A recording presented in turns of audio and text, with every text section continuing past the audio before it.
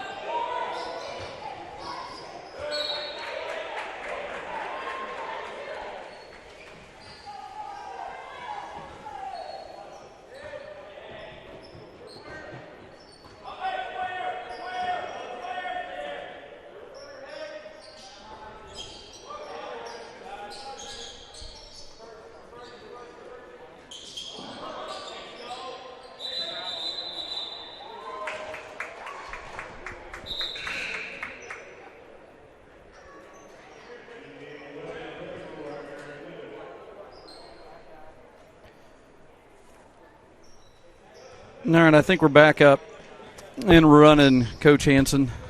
Good deal. Okay, I never doubted you. We're on we're on our air card now, so hopefully it's working out. Looks like I need to get the score situated here. It is 2-0. Eastern Hancock. I have no idea what the time is right now. We'll get that worked out in the second quarter. So the folks at home are going to have to watch without it. Second game that I've been to, it's been, look at Buckner from deep. Boom. We needed that. That's a big one there. It's been a defensive struggle here for most of the first quarter. 3-2, thanks to Cameron Buckner there on the three-pointer. Sorry, folks at home, you didn't miss a whole lot. That was our first points. So we're on the board with about 2 minutes to go in the first quarter. Nice knock away there. John Justin gets it up. There's A.J. trying to see if he can. A good idea. It was just a second late on that one. Yeah. He saw it, and he just couldn't feed it into there. So I do know that A.J.'s grandmother was in watching. There's a three-pointer on the way. I didn't catch the name of that kid. It's 5-3 now, Eastern Hancock. I got it. I was trying to set you up for the opportunity to make me look good, or make you look good. You say, well, that is so and so. Shot missed there by Smith, and now here comes Eastern Hancock the other way. Easy layup there for two. That is the same player. That is Grant Gray. Grant Gray. Yeah, it looks great. I'm working with my camera crew now. They want to know if it looks good. I said it looks great. Looks fine. Everybody at home, if you think it looks good in the chat, let us know.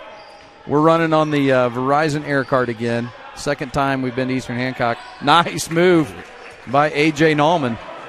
Makes it 7-5.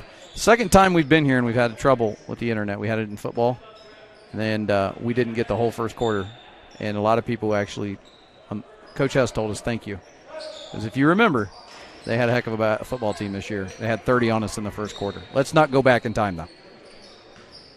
We're getting ready to turn the corner on 2020. Let's get everything that happened in 2020. We need we need to forget about. It's time to move on. Here's A.J. getting the screen from almost a nice roll there by Eric Lehman. Now here's a three on the way. It's going to be off.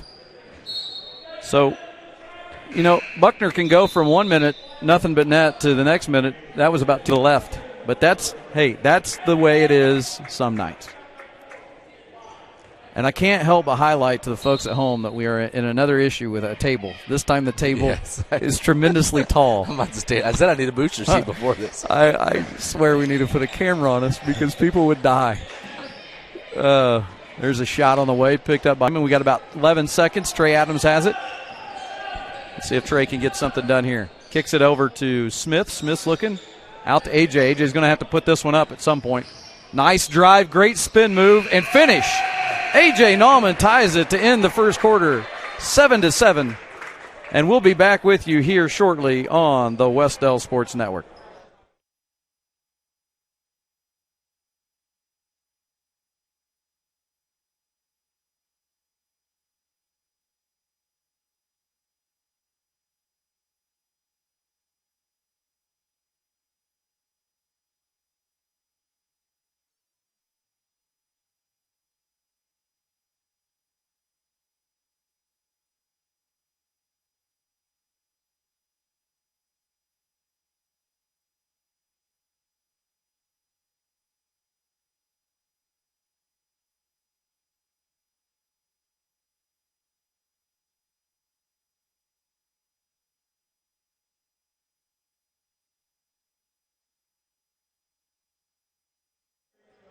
All right, we're back here, and I'm going to switch over and check. The JV game's all about checking to see if things are working on the other side. So looks like we've got it up and running. Everybody says, yep. This is Thacker. Shirley Thacker says, yep, we're back on. Leanne Romine says it looks great. Coach Giesman, the Goose, he says it looks good. And we also have Lois Nallman out there. So we have both grandmothers for A.J. tuning in. I'm sure that's typical of a lot of the guys. It's one of those where we might have to stand. I looked at you standing, and I thought, you know what, that's not a bad idea. So unfortunately for the folks at home, they don't see this. I just get to stand and talk. You got to run the computer, 8 different things. So get the internet working, get angry. Yeah. Here we go. We're getting started. Speaking of that, it's inside there. Nice cut again, and that's the same player. What was his name again? Gray. Grant Gray. Grant Gray. You think I'd remember that, but we got both Smiths in the game. We've got, looks like Lights in the game. Lehman and the freshman Trey Adams is out there. Light trying to find a hole there as he attacks. It's out of there. Good defense by Eastern Hancock now. There's Trey. Nice crossover by Adams to the hole. Just hit the front of the rim. You like to see that take by the freshman, yes, though, Coach? Great take. Well, and he likes Alex coming in the game here, too. I thought last couple games, Alex has given some great minutes in varsity, so look for him to get a couple quarters here in this first one and then be ready to go. And that's a foul there. I think it's the second foul on the Warriors, maybe the third if the board's not right. Other than the table, this is a great setup here. We're up here in the back. We got like a media row and almost like we're big time. Oh, look at that. A lot of deflections. Eric Lehman tipped that, and it goes right to the kid, and then he gets called for the foul. So that foul's going to be on Eric Lehman. Coach Knuckles telling him to just stay straight up. You know, how many times do you think a coach says in a game straight up in high school basketball? Oh, a lot. Stay straight up. A lot. I feel like that's a common theme. Yeah. Or that, or you're telling the officials, he was just straight up. You know, they said it to me. Did he make that one? No, he missed it. I was looking down at the roster. You know, they said that to me a lot at 5'9" in a guard. I went for a lot of shot fakes because I was known to block people at that height, you know. Oh, yeah, a lot of shot blockers are Shot blockers are 5'9" point guards. It's little man syndrome. You think that you're Dikembe Mutombo all of a sudden. Oh, there's a nice little handle and steal there by Eastern Hancock. They're off to the races. And he's going to miss that one. Cleaned up there by 25. He puts it up. That is that's their team. That's Charlie Holcomb. I don't know who cleaned it up, though. Holcomb got his own. Yeah, he got his own putback. It's no relation. It's an A instead of an O. It's no relation to the governor. We'll just leave it at that. Yeah, he's not going to be here tonight. Yeah, the governor's not coming tonight. But he was probably going to Newcastle to watch Blackford. That's where he always goes. Not really. I think I made that up. Nice move there by Trey Adams, and it's now 12-9. Looks like the extended fury's coming out here, Coach. Yep, trying to get the pressure where you don't want to get to the high post right there. Middle of the high post, just missed that. That was Griffin Brown. And here comes Smith with it. Over to Smith. Smith to Smith. Connor to Caden. Caden's got it now. Big guy Lehman out there with it. Now he'll set a screen for Adams. Adams looking inside. Light puts it on the floor. Good attack to the basket. Knocked away by Griffin Brown. Then we have a stop in action here. Good job by Alex Light to stay with that ball there on the block to get it back. And coming back into the game is A.J. Nallman. I'll move this chair over a little bit. The only thing I'm missing right now is my Dr. Pepper. You're missing your Mountain Dew.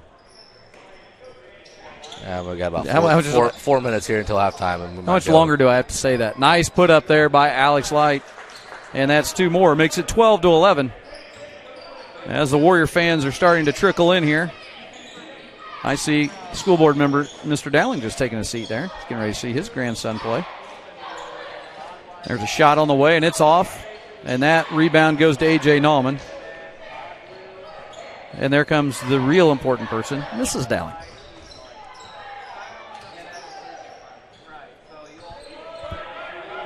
A.J. kind of working things out here. There's a three on the way, and he gets fouled on the three. Well, not a terrible foul there, but he got him. I think there's a little bit of acting a little bit on A.J.'s end, but well done. Okay. Yeah. Take it if we can get it. Another thing missing, folks at home can't see this. I'm going to look at my camera crew. The only thing missing is a Dr. Pepper and a Mountain Dew. We don't ask for much.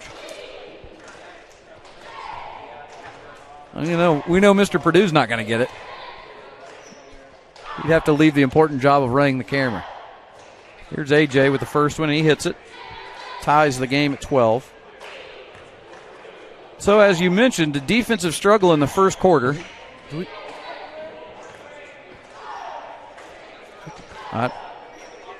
There's a bit of folks at home, if it's quiet, because there's a bit of an argument on the floor. Did you see Lehman's glasses just flew off? And I don't think anybody was around him. I think they just flew off because A.J.'s shot was so good. That's what I'm going with. There's 25, and that's good. That is Charlie Holcomb. No relation to Governor Holcomb. I actually think it's Halcomb. Yeah, good call. Let's call it Halcomb. 14-13, Eastern Hancock leads. And sitting to our right, I don't think a lot of people know this, but that is Mr. Hibbert. Used to be a Wes-Del teacher. He's now at Eastern Hancock. She said hi to me earlier. Before Mr. Hansen, Mr. Purdue's time, Mr. Hibbert was a science teacher. So once a Warrior, always a Warrior. We're glad to have him next to us. Familiar face. There's Light with it now. A nice look there, but Adams couldn't hold on to it. Kind of thrown behind him, and here comes Eastern Hancock. They're going to get a foul call here. We're going to let that clock run down a little closer to what the game clock has, folks. Early on here, you can see kind of how Eastern Hancock looks to attack against the Fury. Their program philosophy, you can tell, is going to be shoot a lot of threes. I believe their varsity shoots 25 a game. Yeah, they've shot 145 through 6 games. And put that in comparison, we've played 8 games, and we've shot 117. Well, right as you say that, they get one up and in. That was number 25, and it's, guess who? Charlie Halcomb. So, yeah, they definitely aren't afraid to let him fly after. Oh, no. And what a fun way to play. I mean, I would have given everything to have the green light, but I had a red light, a big one. Crowd here doesn't like that. It's pretty good defense there by Grant Gray, but a little bit of body. Yeah. 2:36, it's 17-13. Eastern Hancock leads. A.J. Nauman inbounded under the Warriors basket here. Looking to get it in. He gets it into Brayhill. Back to A.J. A.J. with a little bit of the back down there. And a nice take again by Light, and they're going to. And they're going to count it. They counted it. All right. We'll take it. Alex James Harden Light gets the 5 steps in the basket. Yeah, he took the bump, and he was able to finish it, though. We'll take it. He's got a chance for the and one. This is 17-15 now.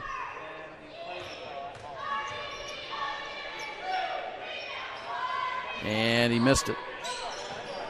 But the Warriors hanging around. There is the man of the hour. Can't say we didn't get what we wanted.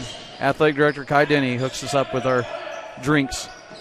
There's Halcomb again for 3, and it's off. A nice hustle rebound, but that's saved there into the hands of Smith. And here comes A.J. Nauman. A.J., I think he got away with one there. That's a little football move, and then he'll take the jumper. Light inside. That's a great rebound among the trees.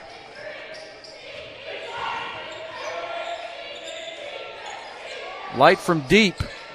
And that one wasn't there. No. Got to get back here and get a stop. There's Charlie Halcomb. He gets it up. Nice pass up forward. And that one's just off. They wanted a foul call, but that is number 14. I don't have 14 on the roster. Yeah, there's not even a 14 in anywhere. And now it's 19-15, and Wes-Del's going to run a play here. Set play. A.J. fake the cut inside off of the screen from Hill and pop back out.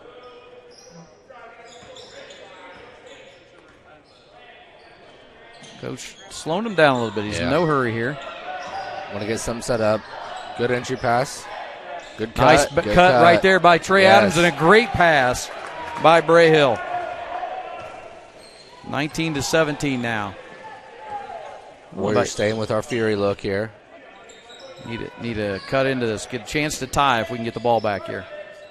Halcomb's not afraid to put it on the floor and drive it. He does just that, and he scores.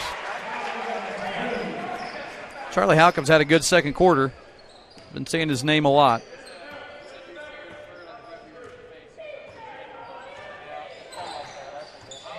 And AJ has it now, about 34 seconds to go. And they try the handoff, and it goes out of bounds. Tough turnover there. Turns it back over with 29 seconds to go. Eastern Hancock will have a chance here to either hold it for the last shot or.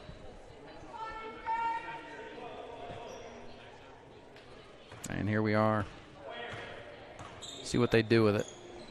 I'm going to guess they get the opportunity to get an open shot. They're going to put it up. That's the way they play. One more, and Charlie, nope, he was not. They're actually working it around, kind of taking their time for that one. There's Grant Gray with a drive. Inside to number 43. He misses it. But Grant Gray with the tip in. And that's how the end of the first half will be. 23-17, Eastern Hancock leads at the end of the first half of the JV basketball game. We will be back here shortly on the Wes-Del Sports Network.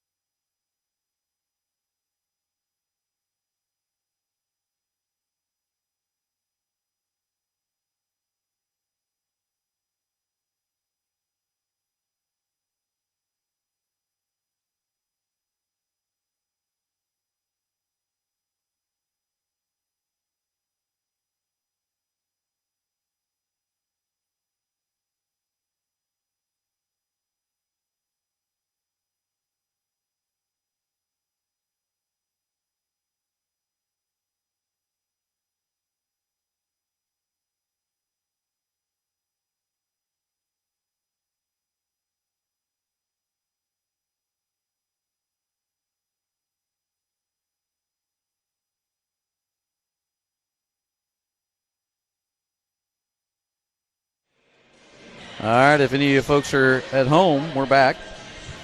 We just want to give a shout out to the guys over there at Eastern Hancock Sports Network. They handed us a handy sheet here, and I've been talking to Coach Hansen about his contribution to maybe stealing this, working on this for us. I don't know. anyway, here's what I can tell you. They have some JV as you work. He's actually working on the stats, folks. They have some Eastern Hancock JV stats of note. Grant Gray, number 32, is averaging 15.8 a game, 6.3 rebounds a game, and he's shooting 40% from 3 points. So it's no shock there that he's been a key contributor in the first half for them, along with Charlie Halcomb, who's averaging 13.5 points a game, 5.2 rebounds, and he's shooting 32% from 3. So those two guys. Well, right on point there. Tonight, Halcomb in the first half has 11, and Gray has 9. There you go. So it's almost like we planned that. Yeah, and we didn't. So that's kind of what they've got. Currently, their JV is 5-1. They've had victories over Newcastle, Tri-Central, Knightstown, Centerville, and Cambridge City Lincoln. So of those teams, we have played Cambridge City. So we have some other great things to watch and look and talk about. And I'm just telling you, sometimes in this world of broadcasting, since we're such professionals, you just got to steal stuff. So we just need to steal it. This is great. Oh, absolutely. I'm impressed. Oh, you know what? Maybe everywhere we go, we're looking and taking ideas. Yeah, and I can tell you what we're not going to take. This table. Well, if I was only about 6'8", maybe. Well, the problem is you and I aren't tall people. And no. This table is almost like I don't know what you call it. It's kind of like a elevated, like at your house, like a bar in your kitchen. Yeah, you definitely need some stools. I tell you what, Mr. Hibbert has the right idea. He has the chair there. He knows what he's doing. He's been here before. Anyway, so what we have, how'd we do scoring-wise in the first half of the JV? The Warriors were led by A.J. Nauman with 6, Alex Light and Trey Adams had 4, and Cameron Buckner had 3. So, and here we sit, 6 points out of this one, in no way, shape, or form out. I have a feeling that we're not out here on the court yet, so Coach is really working something over in there. Yeah, I would say I look for us to really extend the Fury. I think the Fury is going to give him some fits if we get into it a little bit more aggressively, and I bet you that's what he's talking about in there, is let's get a little bit more effort out of the Fury.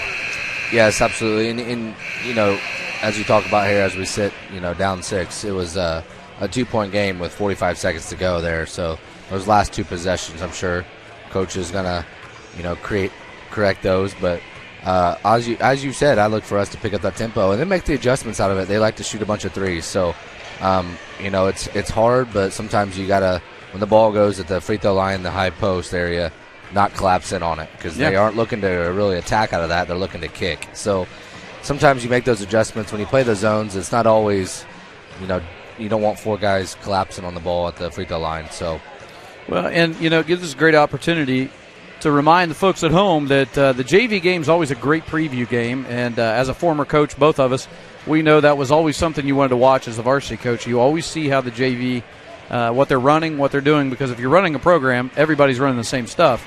And so it's a glimpse into what you may see at the varsity level. Now, there may be a wrinkle here or there that's different, maybe holding something back that you don't want to show. But you talked about it earlier. They shoot a lot of threes. In the varsity game, they're going to shoot, on average, 25 a game. They're going to try to get them up there. So we have to be prepared for that. I actually talked on the phone on the drive over to Coach McLaughlin, and we'll talk about it at the beginning of the varsity game when we have some more of our subscribers on watching. But he mentioned they're a tough guard. Varsity-wise, they're going to be a tough guard, and by that he means tough defense for our guys. One thing that we've struggled with all year long, we've never, ever not hidden that fact that we don't guard the ball well, and usually it has to be our zone and our Fury. But here's the problem with a team like Eastern Hancock is they're guard-oriented. They handle the ball well, and I'll be honest with you, they will be reminiscent of a Shenandoah. Maybe not at that level of Shenandoah. Shenandoah's tough. They pulled out a big one today against Blackford. But I think Eastern Hancock's right up there. And in the MEC, they've got good guards. They've got good play. So we'll see that. But we'll get more into the varsity when we get into the varsity. We're getting ready to start the third quarter here of the junior varsity. And I saw Coach Wilson. Coach Wilson gave us a couple emojis of 2 drinks and 2 pizza slices. We got the drinks, Coach. Yeah. We'd love, if there was a way to digitally send us the pizza, we'd take it. Absolutely. So, but anyway, appreciate him. He's out there watching. Some other people in the chat. As we've got some time, we'll go over there. And look, we've got, well, it says Ethan Stafford. I'm going to go with Ethan. You never know. Is it really Ethan or is it Scott? Scott doesn't know how to run YouTube. Well, that's why he's leaning on Ethan there. Yeah, that's exactly. Scott might be watching, but that's exactly right. Thanks for Ethan for he's helping probably him out. saying, hey, text or type in looks good. Or it could just be Ethan because he's that nice of a kid. So the start of the third quarter on the floor for us will be Justin, John Justin, A.J. Nauman, Brandon Wiley. Looks like that's going to be Caden Smith and Cameron Buckner. That might have been the starters. I believe so. Here we go. We're going to get things rolling. Ball is inbounded, and A.J. is going to get things started for Wes-Del. Entry pass into Cameron Buckner. A little bit of contact there. He's got to be a little stronger on that. Brandon Wiley with a good one-handed rebound. He keeps it alive. Back to Buckner. Now back. Nope, taken away, and they're going to let that go as Buckner ran into him. And a quick pass up from Gray to Howard. They've got two more on the board. It's 25-17. So got to be a little stronger with the ball inside. Cameron, if I could tell Cameron anything, I'd say go up strong. Don't worry about the contact.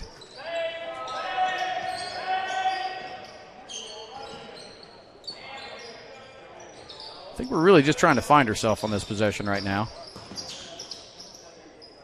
Yeah, we got to get a little bit more ball movement and people movement. And he fell down. That's travel. That's John Justin with the turnover.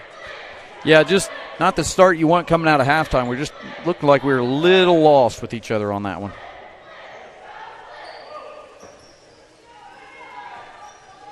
And now it is the Fury look with Buckner at the top. You've got Smith and Justin at the wings there, and at the bottom you've got Wiley and A.J. Nauman.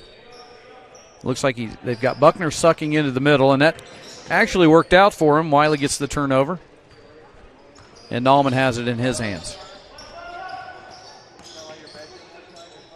And Buckner for three, and it's not there.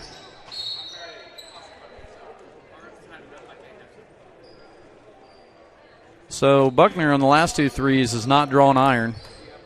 I have a feeling I'm going to make a prediction. He's going to hit one. Oh, yeah. He already hit one, but I think he's going to get back on it here. Grant Gray now, and that's knocked away. John Justin with the steal. Gives it up to Buckner, a little bit too far, and they can't handle it, and it's out of bounds. Turnover again. Oh, no, they're going to say it off of Eastern Hancock, and it's going to stay here. Wow. I didn't see that. A little update for anybody curious to Indiana high school basketball. They got a 5-second call there. We couldn't get it in. Bar Reeve at half, leading Blackford 38-19. Yes. Wow. As you know, in the first game, Blackford lost by 1 in overtime to Shenandoah, and now that the Hall of Fame Classic, Buckner almost with the steal there, they are down big against Bar Reeve. And I must say that was my first time seeing Luke Brown play, and I was very impressed. He's a good basketball player. Yeah, he had 40. That was a quiet 40, too. Yeah. You know, I had 40. Did I ever tell you that? Yeah, I had 40. It was over the whole season. Well, that's what I was going to say. It was about 10 games worth. Yeah. Yeah, and it was quiet. Yeah. If that's possible. Yeah, I know. I'm telling you, I saw him as a freshman. My nephew was on the team and was able to see him as a freshman and thought at that time, man, he was special, and then he's just gotten better. A.J. Nauman for three. Great block out there, and Eastern Hancock, a little fundamental work there by number 3. You love to see that. And now back to him. He is getting swarmed by Warriors, and they get a foul call. That's Jaden Stein, and I really want to highlight Jaden just for the fact that if anybody from Eastern Hancock, even though they do their own, they might have switched over. I don't know, watch this. But that was just a textbook block out, and those are the things I like to see because I wasn't very good, and I had to do things the right way because I couldn't make up for it because I was unathletic. I wasn't like that kid. Gray for 3, and he makes it 28-17.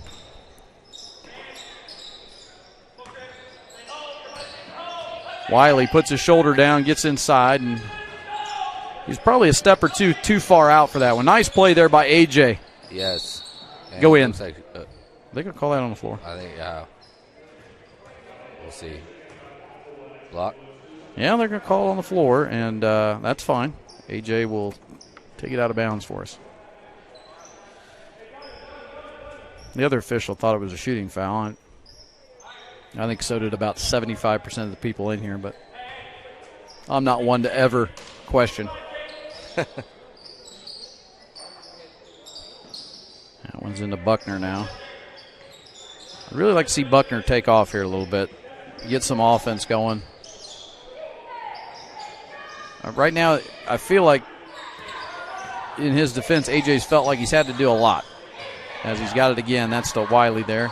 That's a good take by Brandon right there. Yes, good take. And he's fighting for it, and it's out of bounds, and they're going to give it to him. Brandon's a little frustrated, but I give him a lot of credit there. That was a great take. 3:50. Still here in the third. 28-17, some substitutions. Eric Lehman coming in to take over for Cameron Buckner. Lehman's going to play the top of this. Yeah, look for us to pick up the pressure here. That kind of seems to be, we're kind of creeping up a little bit. There it comes. Good trap at the top. Good, exactly what you want. Oh, got to get that. There we go. There you go. Got the steal, and this one to Lehman. Just took a jump a little too early. Nice little hook shot. Didn't go. And now Grant Gray's got it, and he is motoring, and they're going to get A.J. Nauman with it. Just got to finish some of those looks. We've had a lot of looks at the rim. We have, and sometimes I think we're just, JV basketball, you're still trying to find your footing, trying to find some of the fundamentals. And some of our big guys, their feet, it's Christmas break too, remember that. They haven't been in the gym as much. And just a little rust there, trying to find their footing. If you're a young kid and you're trying to figure something out, if you're going to be a post player, it's all footwork. Nice pass inside to Grant Gray, and he scores, makes it 30-17. There's a big run here. I would anticipate maybe a timeout here by Coach Knuckles, or he may just, honestly, I'm with him. Just let him play through it. I don't know what you could tell him at this point. We're kind of beating ourselves. That footwork comment, as a baseball coach, you're going to tell me footwork's everything. It is. It really is. Yeah, there's a great big shot. Big shot by Smith. Shot in the arm there, and that's a nice response. 30-20 now as the Wes-Del cuts it to 10. Need another big stop here. That's not one we want open. And he missed it. That's a good miss for us. Good rebound by Brandon Wiley. AJ's got a lane. And good job by Eastern Hancock to get back. Smith again. Is he feeling it? Oh, just off. Good look. And that's great at Halcomb. If you notice, they know where each other, where they are on the floor. Here's Lehman. Couldn't get that one to go. Hustling back now.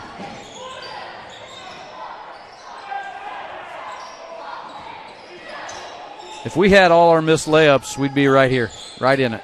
Yes, absolutely.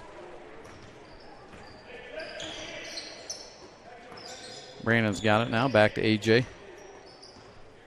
Good opportunity here for the Warriors to cut into this even further. Try to get down into single digits.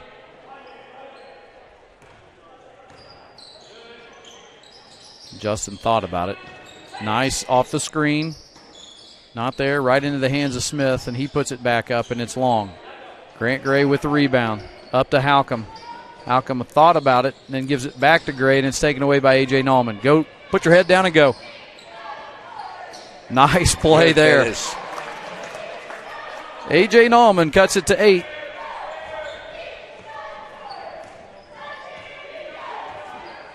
Here comes the trap. Let's get another steal. There, right there. There it is.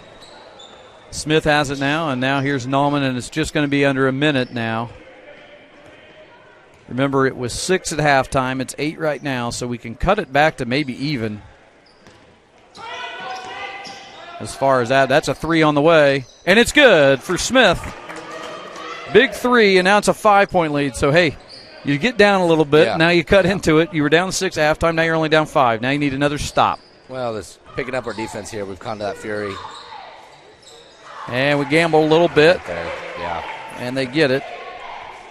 But we've picked it up defensively, and I think you've seen the benefits of those. We've gotten some steals, run-outs. Well, it was just 30-17 a while back, and now we're starting to make things happen. Let's see if Halcomb's on A.J. AJ trying to get him on the crossover. Gets a nice backup. That was a pretty little jumper there, and he gets his own rebound inside. Wanted to call foul, and he didn't. He didn't call it. I thought I saw the arm go up. The arm did go up, and Malcolm's going to let that go. It's blocked, and then that one's knocked away. So at the end of the third quarter, it's 32-25, and that's how it'll be. We'll be back here on the Wes-Del Sports Network.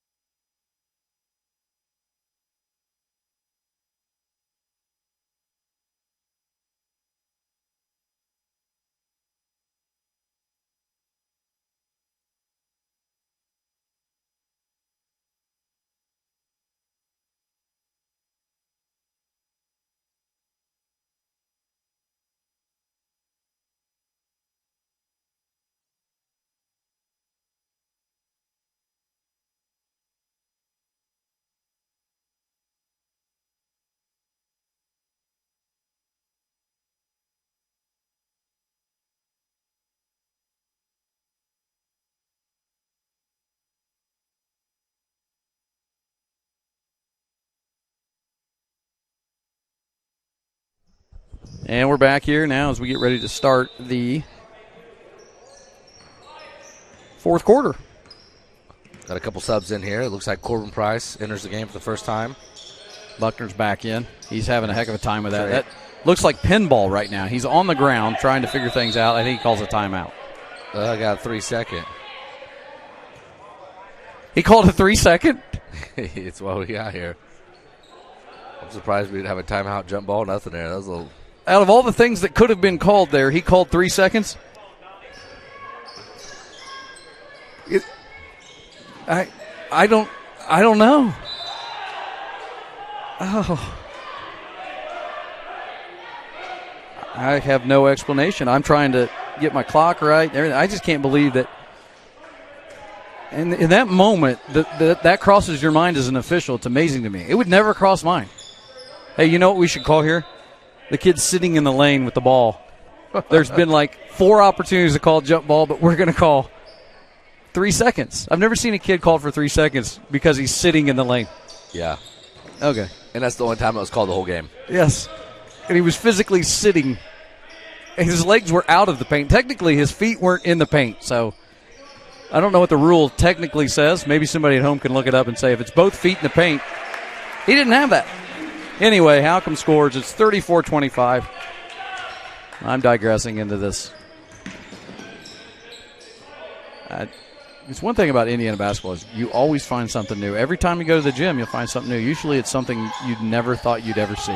Price with a great drive. Great take and basket for Price. I think that kid's got a bright future. He's got a good ability, kind of just a savvy to him already at a young age, and I think Price will be good. Oh, absolutely.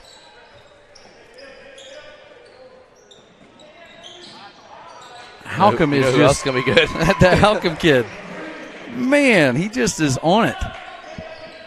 He gets a little bit of daylight, and he just buries it.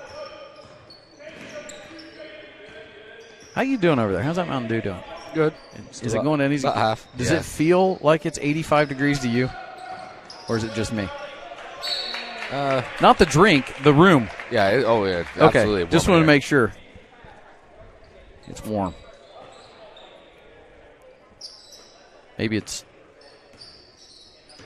was a little warmer today, I guess. Not a very nice day. Look at Buckner. Great move there. Now let's hit this. All right. Price, finish it off. Nope. And that one's out of bounds. It's going to stay here. 37-27, it will. Yep. Yeah. That's what it says. I thought it was off us. Shows you what I know.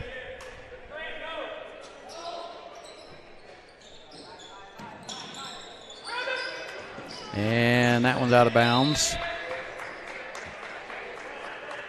37-27, 4:56 to go. Still in this one big time. Just a couple shots and a couple stops away from.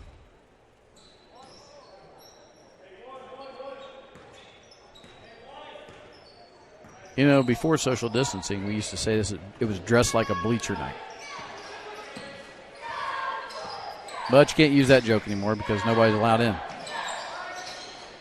That Price just off, but I tell you, he's right back in there. Now he's not going to call a jump ball. He refuses to call a jump ball. He will call a foul, though. In a 3-second. If you guys wonder what's going on, Coach Hansen, all his peeps are hitting him up on his text message. Trying to stay up to date. My kid's watching. He's like, Dad, did you really just say peeps? And I mean like the marshmallow Easter. I just missed it. It was supposed to snow tonight. Hope everybody's. It is? That's back home. I mean, that's home? It's the tech.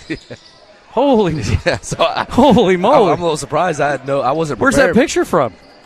I don't know. I guess. Grant Gray gets that one. He missed it. Adams has got it. That picture, I want to get back to that. I can't believe that. Yes. Maybe the folks at home can say, yeah, it's snowing. Adams with a nice jumper. Supposedly it's in Anderson. That's in Anderson. I guess. Caught me off guard. I wasn't prepared. I didn't know we were getting snow tonight. Did you know we were getting snow tonight? Take a look at that picture he gets from Anderson. We're talking to the guys over here. Well, we'll stay with you. I guess the weather update from Eastern Hancock inside is that it's snowing 85, back home. 85. I was getting a little warm. It's 85 and sunny in here. 37-29. About 3:59 to go. Let's see if we can update the chat any and see if there's anybody there.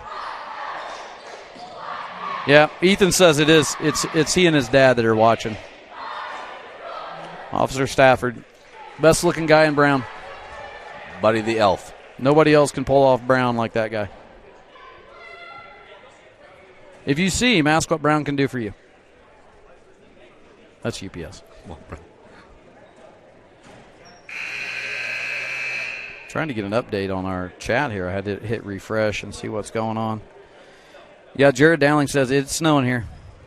I just was not prepared for that. Mentally, I was not. Hey, glad I drove the truck.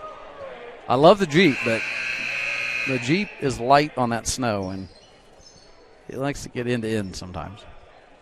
Oh, yeah. Yeah, that's snow. We're looking at the radar.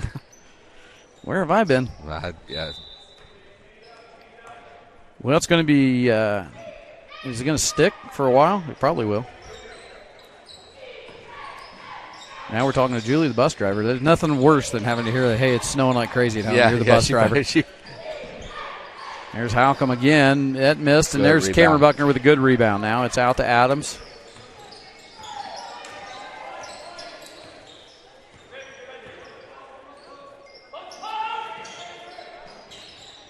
Cameron Buckner with a turn there and almost had it. Brandon Wiley almost with his second one-handed rebound.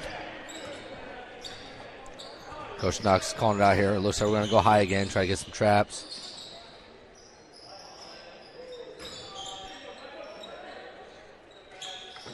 Halcomb thought about it. Nope.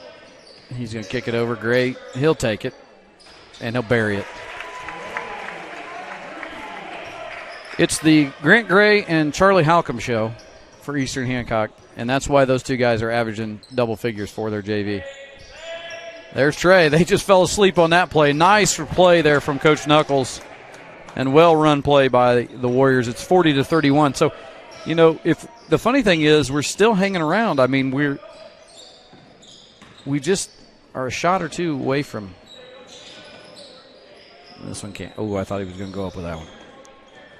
They like to move that zone. What this tells me is that their varsity and their JV have practiced against this Fury most of this week. Yes. And that lets you know, folks at home, that they're going to be ready for it in the varsity game too, because they're moving the ball really well in the JV game against it. So that's something they've been concentrating on in practice.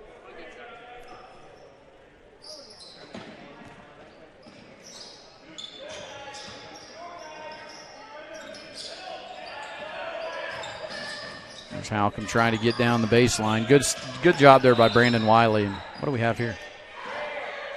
Timeout. Oh, going to get a foul on Lehman, which I... Going to get a little bit of a nickel dimer. Yeah. And they might try to help us out here. We're about 2 minutes ago. There's neither team's clear the bonus, so a couple fouls here. Being aggressive isn't the worst thing. There's 3 from Halcomb. My goodness. My goodness. Yeah, both players are about 40% threes. I guess that's through 6 games. Tonight's not hurting their average either. No. Remember that.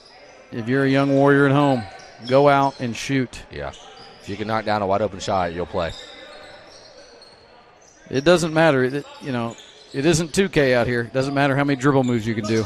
Those are nice, but if you can shoot in Indiana high school basketball or in any high school basketball, that's an asset.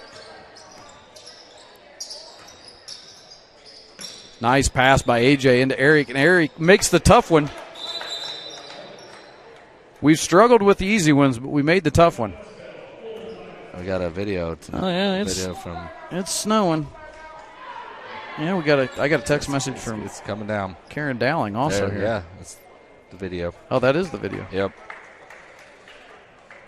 So it is snowing out there. It's snowing, folks. It's the forecast from here. So we're on a timeout. 10-point ball game. And at the end of 3, for those that wanted to know, Blackford's down 55-26. Is that what it said? Yes. 55-26. At the third. So Bar Reeve is handling the Blackford Bruins tonight. So since they're a local team, we'll keep you up to date on some of that. That's at the Hall of Fame Classic earlier today. We mentioned they had a thriller with Shenandoah, one of our MEC teams, and Shenandoah pulled it out 74-73, and in that game Luke Brown had 40 points. And tonight at halftime he had 15 of the 19 that the Bruins had. So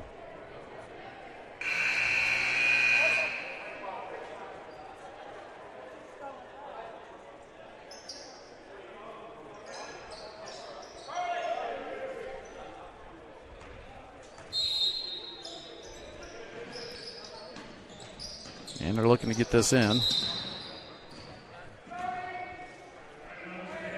They get another timeout, it looks like. Yeah, great pressure there. Face full denial. Trying to get a 5-second call, which I thought we were close. Well, we'll stay with you here. Let's check the chat and see what everybody's doing. Oh, yeah. Well, folks, you found this out. Coach Hansen and the Soup, we don't pay attention to weather reports. No, we're driving in. Yeah.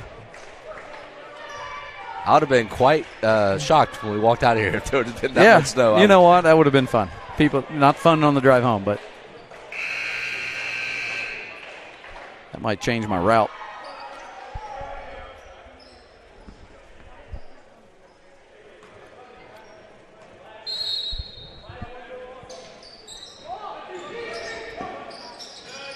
Eastern Hancock here.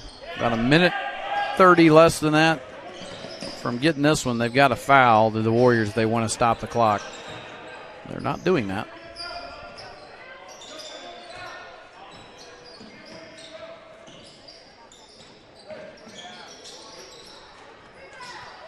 Buckner.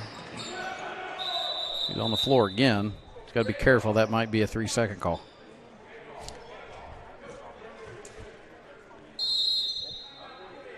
And we got another timeout here. So you got about a minute. And their clock is always a couple off of mine. Minute 6 to go.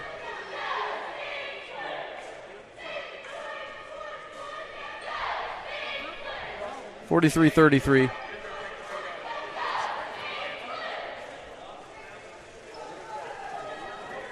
That's not a bad idea.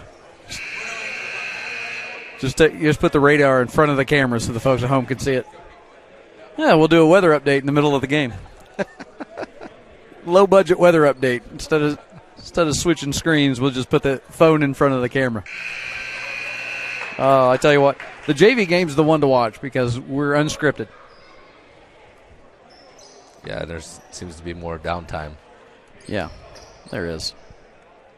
Speaking of that, you excited for the New Year's? I know you. You're such a New Year's guy.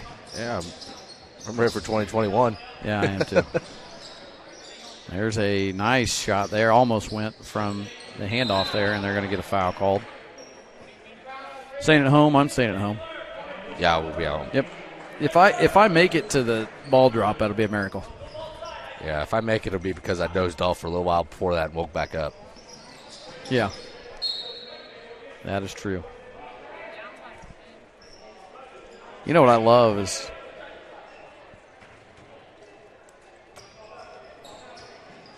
like you get everybody. The more interaction we get while we stream, I actually enjoy. And we're getting a lot of text messages. Coach's wife just texted me. It was a pretty good one. It's talking about the slang that I need to use. The bad thing is I haven't said it yet. What she told me, it's not bad, but it's obviously the new term, and or maybe it's not. I don't know. I can't. I'm at that point. I don't know anymore, Coach. Another timeout. But anyway, she's trying to get me to embarrass Grayson. I don't even think Grayson. Honestly, I bet he's not even watching. I do know this. I'm almost embarrassed. I said peeps. But most people, and we're staying here obviously through this timeout. I'm not gonna. But you have Lifesaver gummies over there. They're gone thanks to Mr. Denny. You ate all those? Like I said, thanks to Mr. Denny. Oh, you're gonna blame that on Mr. Denny? I think we about split the bag half and half. Well, I noticed that he ate that whole bag. Yeah, Mr. Purdue said he didn't even get one. Well, folks, we promise you the varsity game will be a little bit better. And this all came about because we had to stop at the Dollar General and get Kai some mask. Well, he's wearing it. I'll say that. He's the guy. We're literally 6 feet apart, and you got that mask at Dollar General. You're so worried about it, you've continued to wear it. I'm proud of you. But we are distanced. Between the four of us, we're 6 feet apart each. And between everyone else in this gym, we're about 100 yards away from him.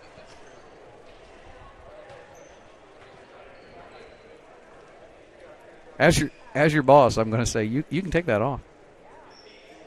There's a lot of, I don't know, I'm not really sure what's going on here. I don't this know. Last 10 seconds is taking a while here. You know, when you're a varsity coach, you're like, really?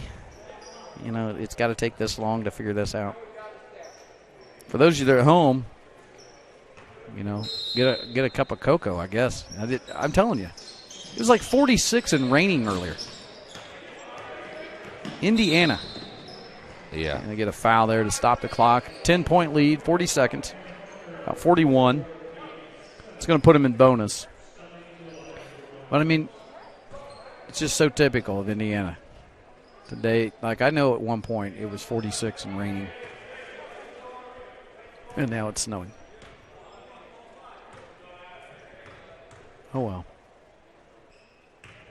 My wife likes the snow. I don't. Nah, I'm not a fan of it. Nope. Adams got it here. Just go. Trey. Nice pass. Oh. Right idea. Yeah, it was a good idea.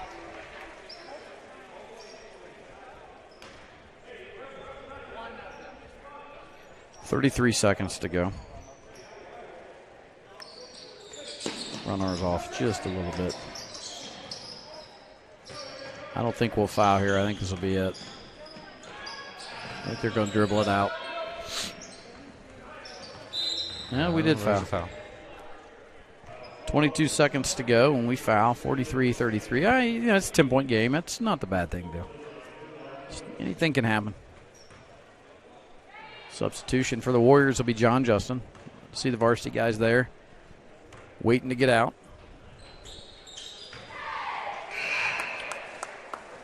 See who John replaces. He's going to get Cameron Buckner. So Buckner will go to the bench. I think that'll be it for Buckner tonight on the JV. He'll dress for the varsity. And that one is good. It extends the lead to 12. Coach trying to clear the bench down there. Don't know if we'll get a stop and play.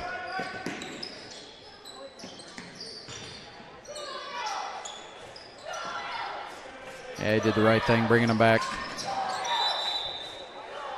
Well, now he gets to stop and play, and he's going to get him in and get him out. Yeah. Well, at this point, he's trying to get a few more guys out, give them an opportunity to go back and get ready for the next game. They got to get dressed. So, life of a JV player. A couple quarters here, a couple quarters there.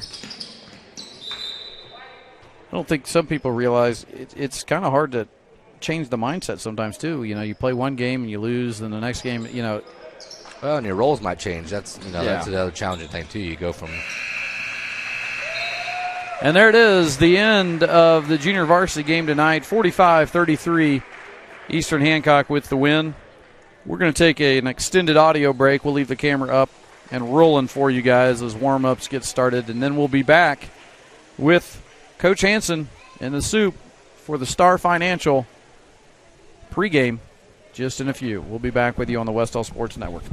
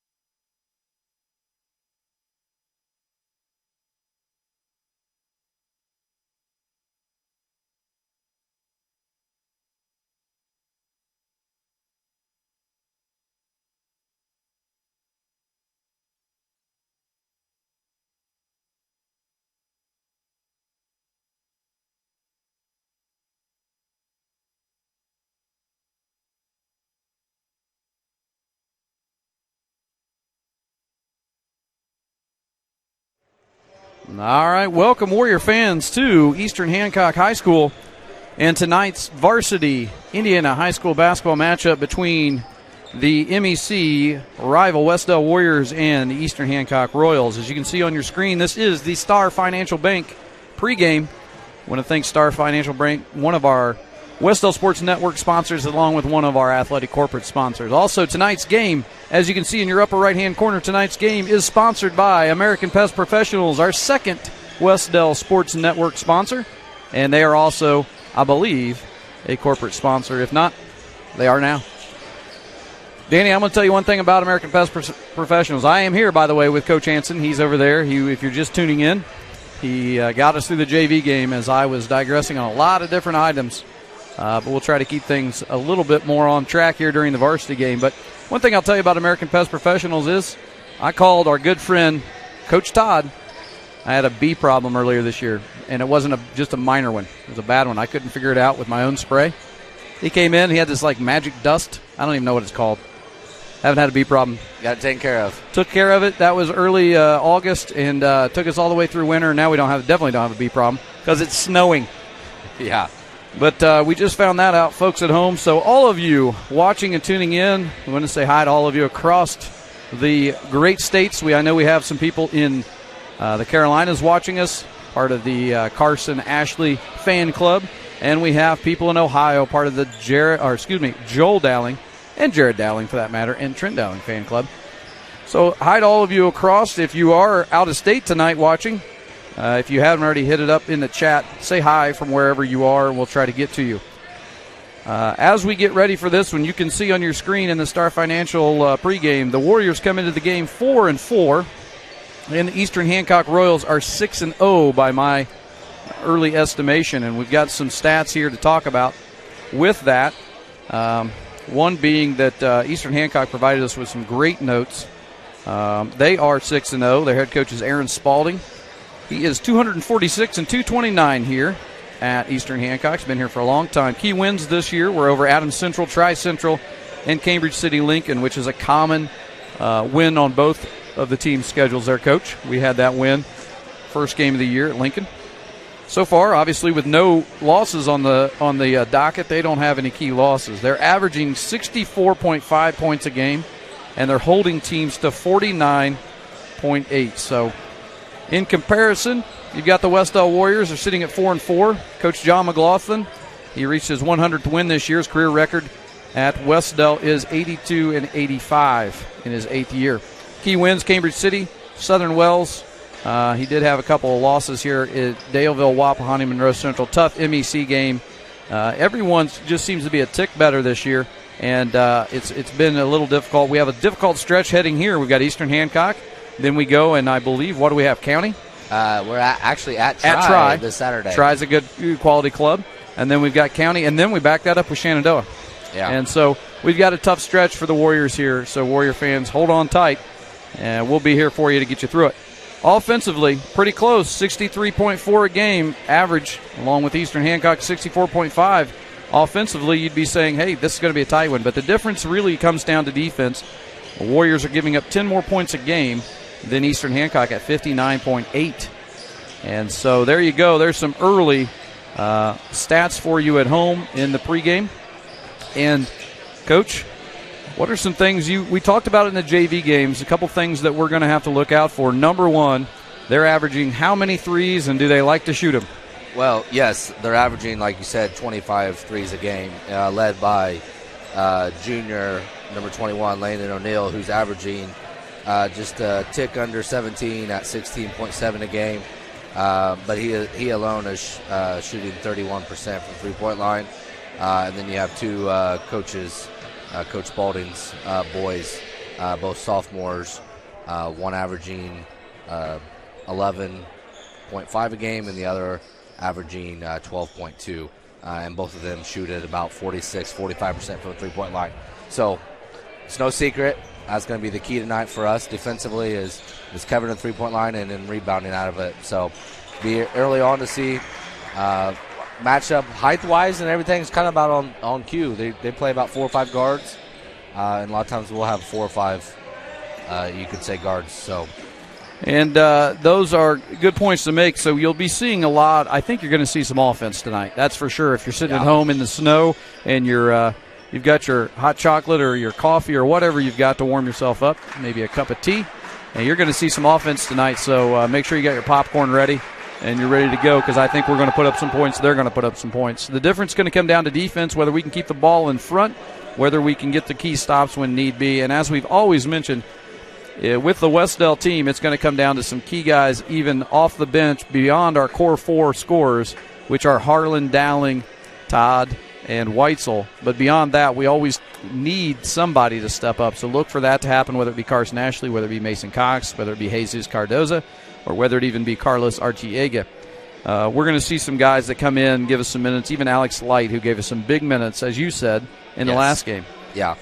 For those of you tuning in, I do want to give a shout-out. I give a shout-out to Coach Sims for stepping in for me last game. He did a fantastic job. I was able to get to the game the second half, but was able to watch the first half. You guys did a tremendous job, and you know what? I think we got to have him back more. So as we're getting into it, it's about 4:20 to go. As we said, it is the Star Financial Bank pregame. If you're not doing your banking with Star Financial, you should be. I tell you what, I'll do all my banking with Star Financial, and there's one reason, because I walk in and I say, Trent sent me, and that's important. So if you do, go to Star Financial, tell them Trent sent you.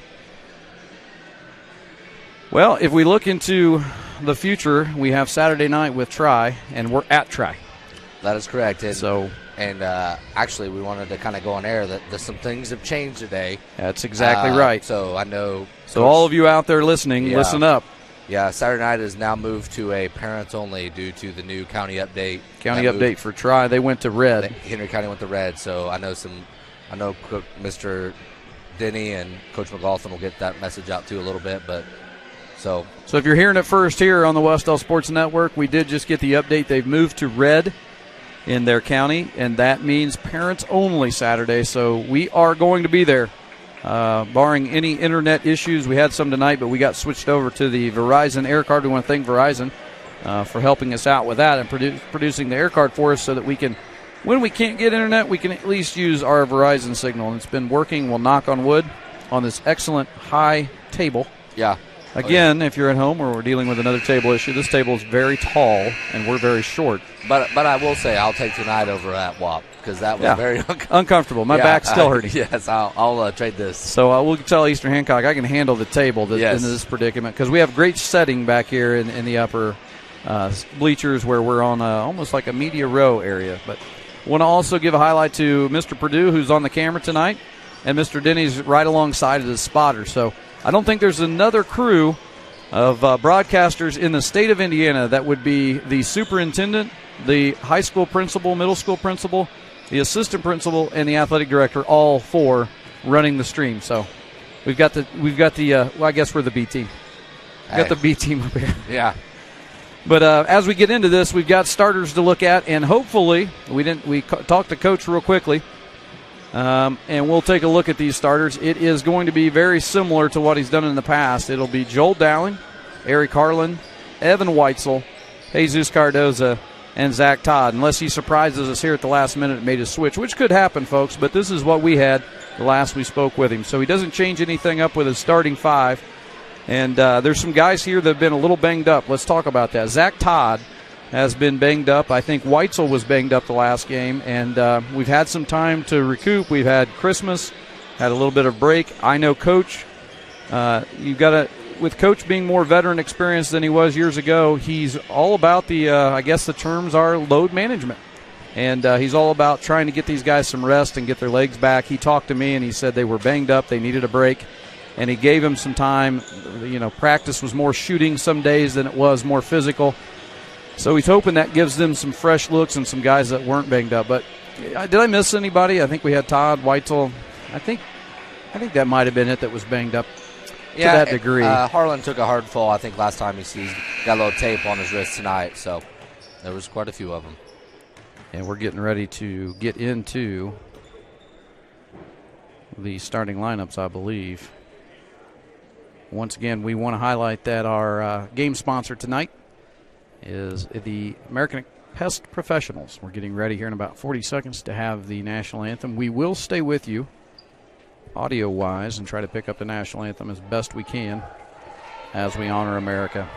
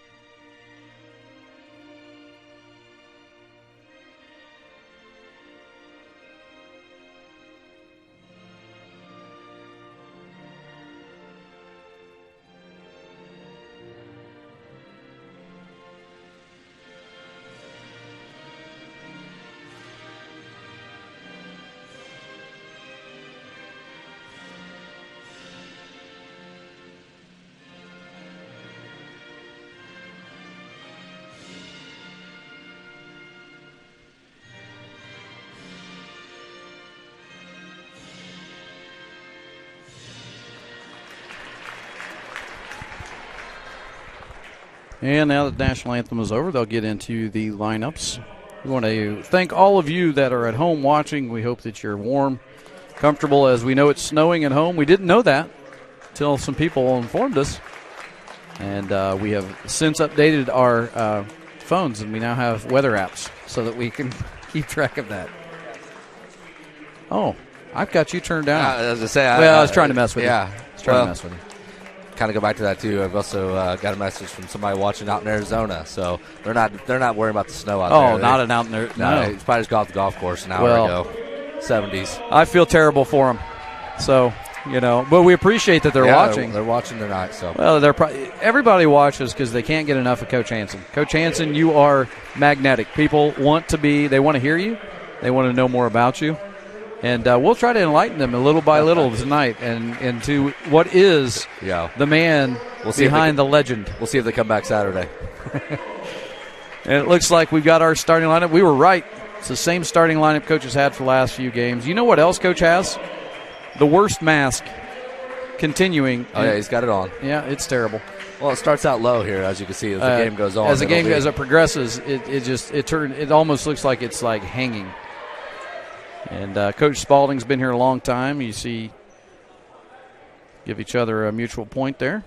And now we'll get the scoreboard up and running, and we'll get things rolling here.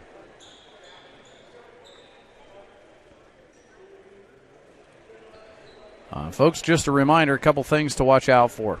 Going to give you 2 keys to watch out for tonight. Number 1, Eastern Hancock's averaging 25 three-pointers a game. So they're going to put up a lot of threes. And then the other thing to watch out for is how we come out with our defense. And here we go. We are underway in the first quarter.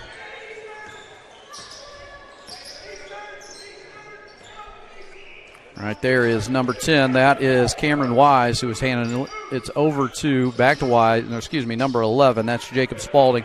Steal by Harlan, knocked away, and we got a foul called. That's going to be the first foul on. That's going to be Silas Spalding with the foul, and that's the first one on Eastern Hancock. And for the folks at home, it looked like there Coach McLaughlin kind of had looked like a 1-2-2 look, but on the first pass we switched to man. So we'll see if we kind of a little bit of trickery around here, if we stay in man or we come out with more of a zone. Yeah, this is Todd Father has it. He's got it to Cardoza. Cardoza working the offense. Harlan gets a lane, gets the drive, and it's off. Rebound now to Eastern Hancock. Putting it on the floor and attacking. That's out of bounds. I think it's off of Eric Harlan. So, Eric Harlan missed the layup, but he hustles back, makes a great defensive play there. Yeah, that was O'Neal, and he's going to look to be aggressive.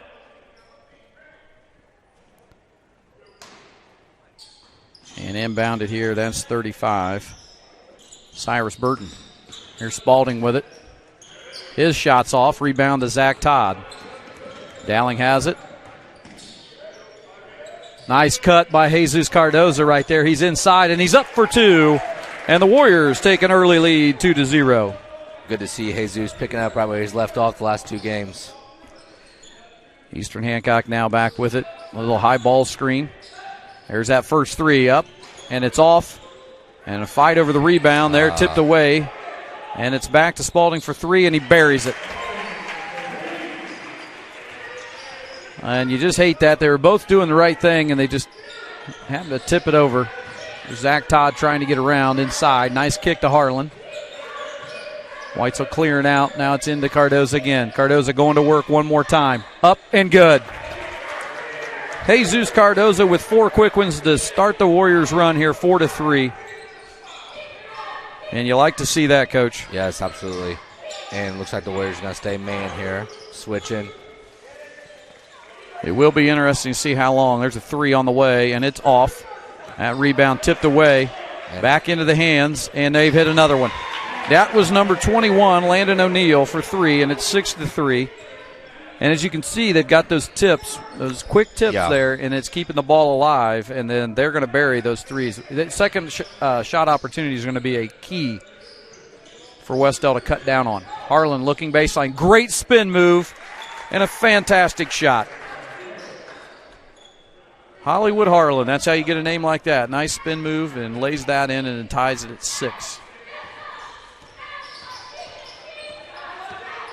Spalding brings it over now, and it's Cole Rainbolt has it. Now the big fella, number 35, Burton on the floor. And they got a foul called on Zach Todd, which will be foul number 1.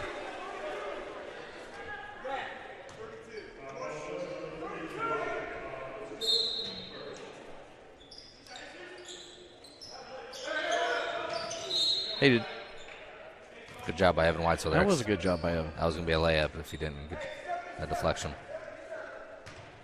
I don't know if Denny knows these officials. I'm not sure. I don't recognize any of them. I do. One of them was from Ernest Saves Christmas, I think.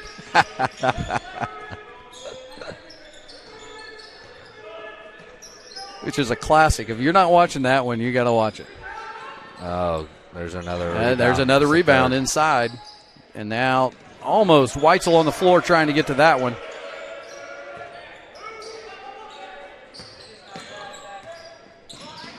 And that's out of bounds, I think.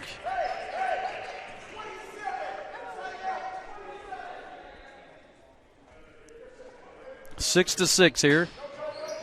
Eastern Hancock trying to get the ball inbounds. They do. They get it to Spalding. That's Jacob Spalding. There's going to be 2 Spaldings on the floor, Silas and Jacob.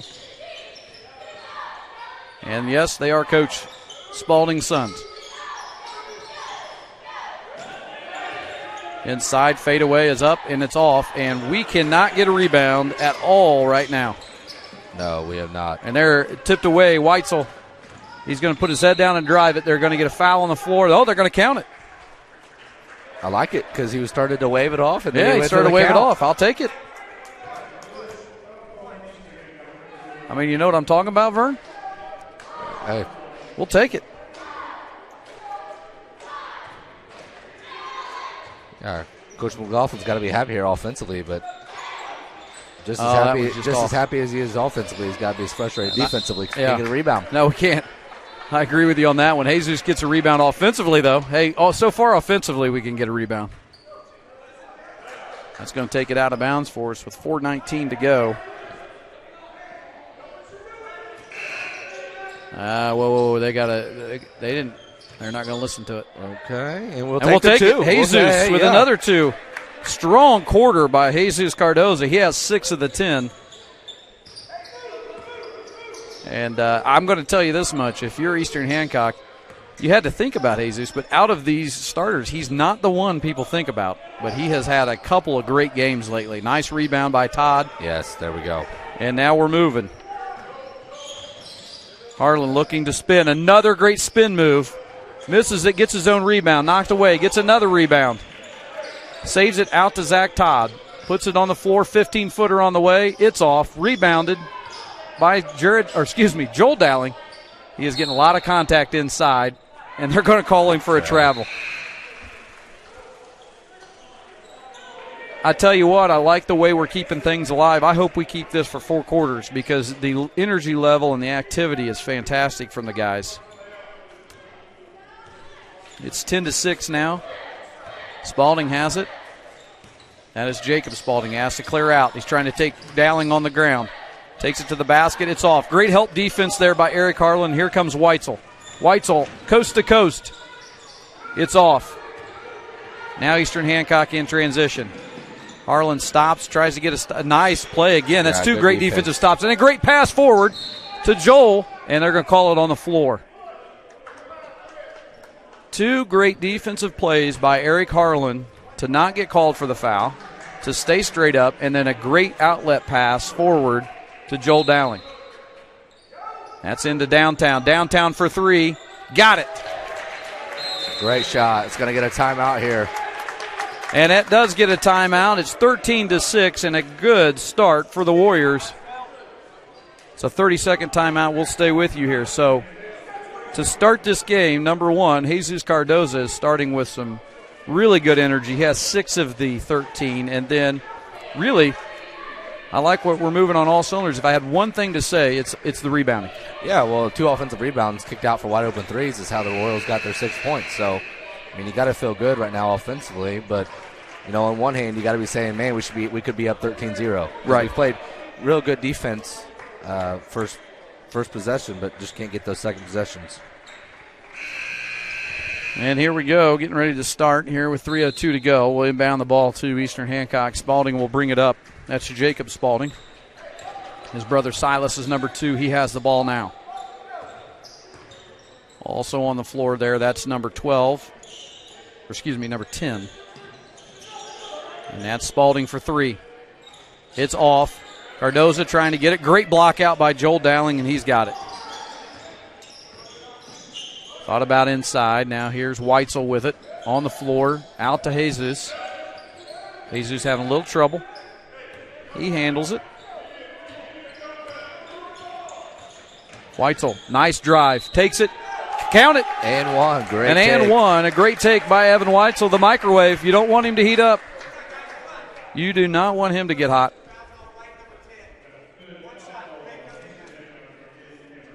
He's at the line with an and one here. It's 15-6, 2:23 to go.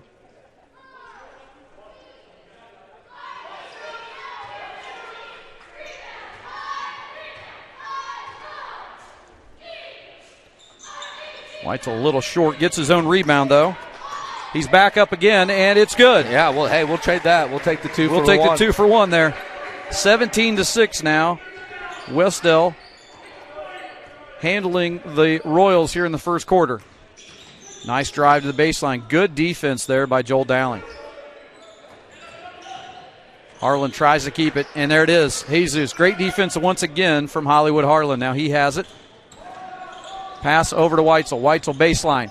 Another drive. That one's short. Just kind of threw it in to the crack on that one. But a nice drive. Good take. Yeah, good aggressiveness. Movement. Yeah. You can't fault the energy and the aggressiveness right now. I like that we're coming out aggressive. Oh, they're going to get it. Nickel dimer there on Jesus. Tough one. Looked like he had his hand on the ball. Coach hates that one. I hate those two. And here comes Mason Cox giving Harlan a break.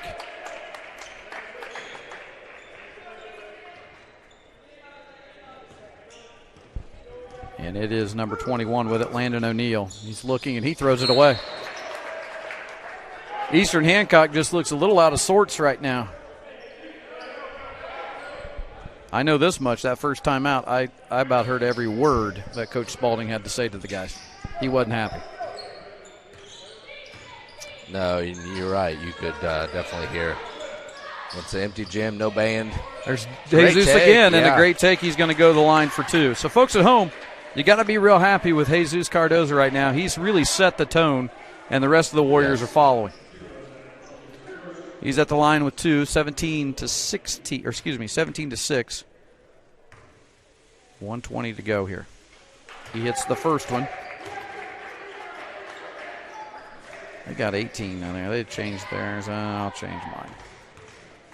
We'll all change our scores. Jesus' second one is up and good. Nothing but net there. And I said there'd be a lot of scoring, and right now it's been Wes-Del. We'll hope to keep it that way.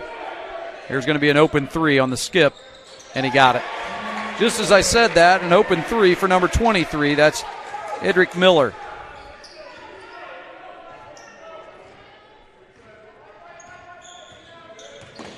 Weitzel now, top of the key. There's Jesus with it. Jesus puts it on the floor again. Nice pass to Mason Cox.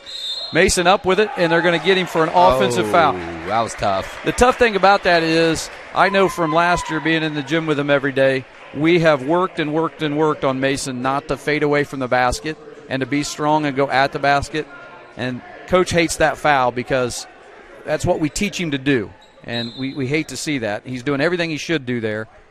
Yes, that was a good take. They just took it away from him. Be okay with that foul because that was a great move. Hit the bucket. It's exactly what we want him to do.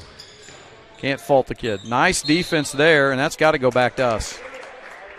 O'Neal loses it. He was looking for a call there on Dowling, but he just lost himself, and with 35 to go, it's 19-9.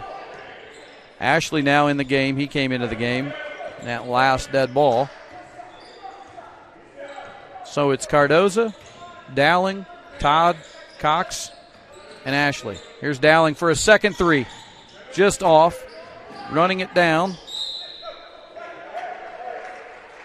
Great effort there by Cox. Yeah, Mason was after that one. I think deep down he didn't think he touched it. And even off the tip where they said it went out of bounds, but 10 seconds left. We'll see if Eastern Hancock's going to try to get one. They're on the drive, a little pass fake, and they're going to get a foul, I think, on Carson Ashley, and the basket's good. Yeah, they get Carson on that one. That's a tough foul. He did everything right there. He got it. I think that's Isaac Lewis. Got him on his hip. Or is that Zach? That's Zach Arnold. Got him on his hip, and that's a hard place to be as a defender. Zach from half court, bank. Oh, I thought it was it. Just about had it. So at the end of one, Wes-Del takes the early lead, 19-11. We'll be back here with you shortly on the Wes-Del Sports Network.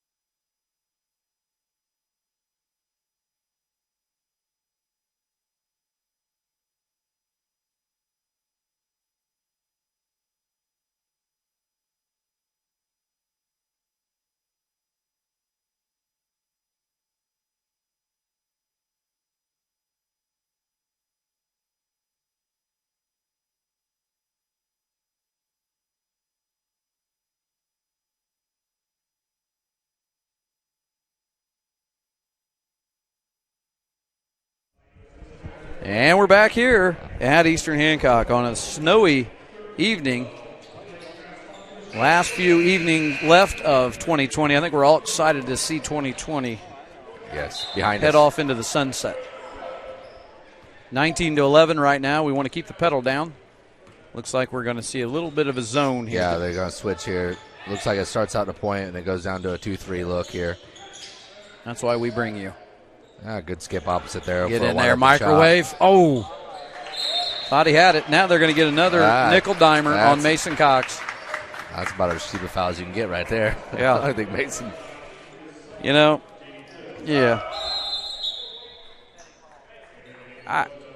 Is that a second? Yes. And both of those were terrible fouls. I mean, he didn't foul, folks. I'm just going to be that way. Call me a homer. I am. I'm the ultimate homer. He just didn't foul anybody there. Either way. And what you hate is you hate for the kid to have to sit now. And there might have been a foul. Oh, we lost him. And that's a three on the way, and it's good. If you lose them, they're going to hit it, and it's 19-14. So all we have to do now is just settle down, get an answer, keep us going. That one's Almost knocked away. Back to Ashley. Ashley inside. Kicks it back out to Weitzel. Now Light has it. Alex Light in the game. Nice pass down to Harlan. Back to Light. Great pass, and that's going to be... Ooh, thought he had it. Should be 2 free throws. A nice little back and forth exchange between Harlan and Light. It's 19-14. Alex Light at the line. First one's up, and it's good. Alex always gives us some good minutes off the bench.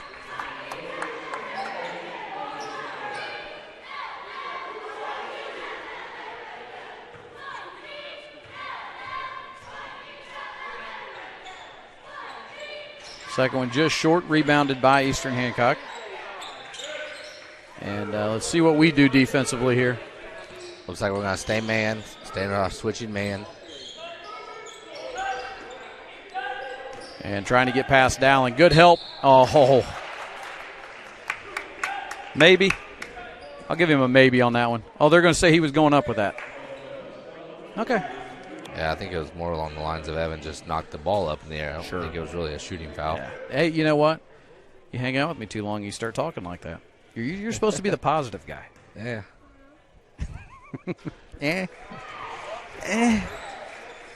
Sometimes it's, hey. It's difficult. Yeah. Yeah, I'll just say it for you. Sometimes it's difficult. I had some people say they would find it more fun to watch me have to do a non-biased play-by-play. And I said, yeah, good luck. I'm a warrior. This is the way it goes. I'm going to root for him no matter what. And I'll complain no matter what. Tipped away there.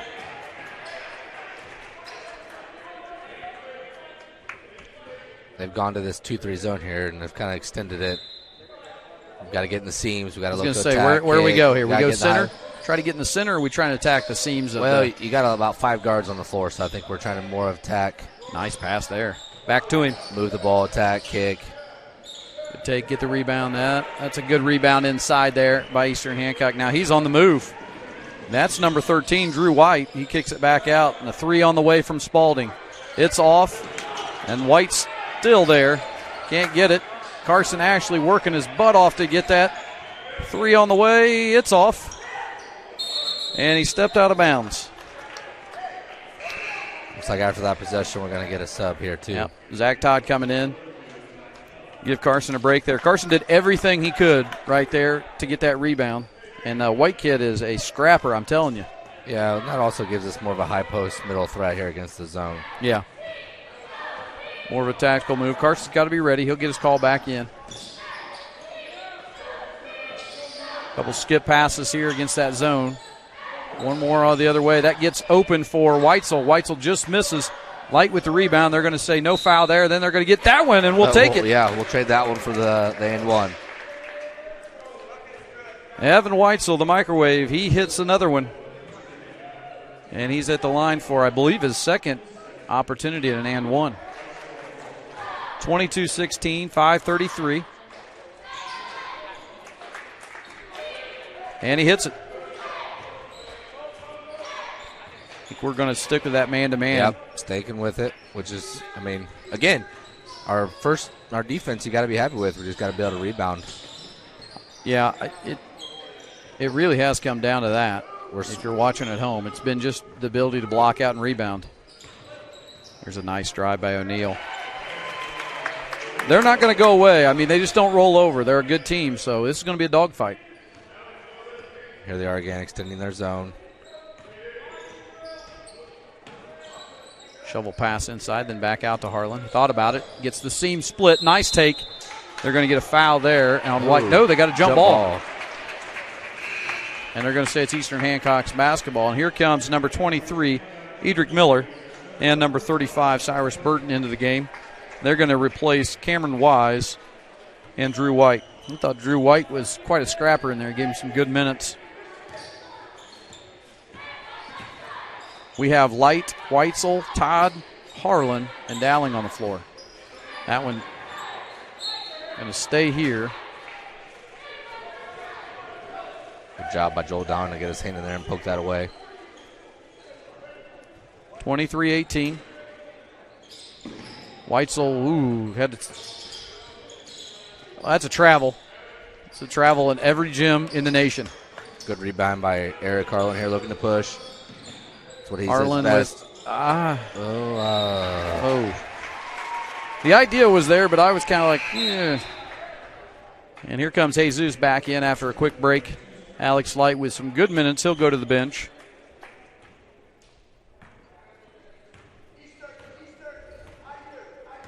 And Coach Spalding's calling out a set play here for the Royals. They get a seam there, trying to dribble split. Misses it. We got to get a rebound. Come out of there with it. And they do. And that's a foul. Should be some free throws here. It is going to be bonus.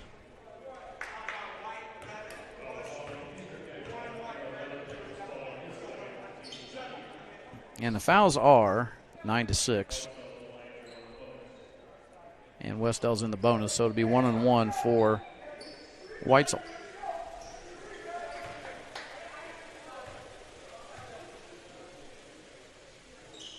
He gets the first one. 24-18 now. 4:09 to go. Weitzel's had a good first half, along with a couple other guys, if not all the guys, actually. Jesus Cardozo's had a great first quarter, and then he's in here for the second quarter with some big minutes. There's Miller with it. Nice switch there. If you're watching at home, you'll see we're in man-to-man, but we will switch when they screen or when they cut. That's a take there, and they've missed a lot of layups. There's a tip. That one knocked out right into the hands of O'Neal. He's got a 15-footer on the way, and it's good. It's a tough thing. Basketball is hard enough when you don't want to give a team 3 opportunities to score. Yeah. If you're keeping track at home, well, you got to write down one thing: rebound. That's the only thing that's really hurting us. Nice pass fake there, and that's Harlan trying to get the bank inside. Dowling's right there for the rebound, and it's good. Offensively, we're rebounding the ball. We've got great. We are doing that. Yeah. We are. At home, though, we need to do some type of defensive rebounding dance at home. Do that there at the living room and try to get something going for the guys. Yep, got him in the air. Great play there by Spalding to get Harlan in the air, and that's going to be maybe his second.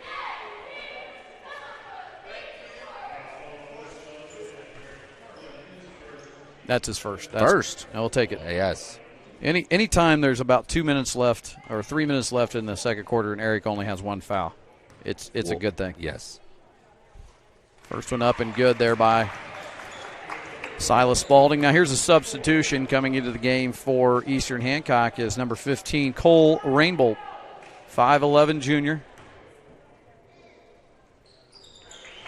And the second one's good. It's 27-22. Harlan has it. 2:53 to go on the clock.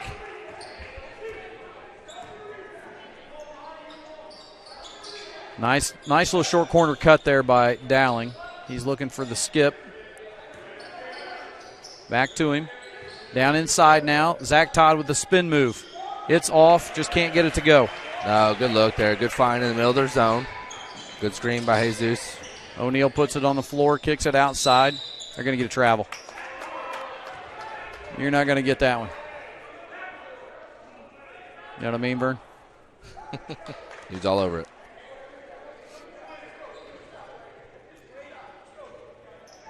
(27-22).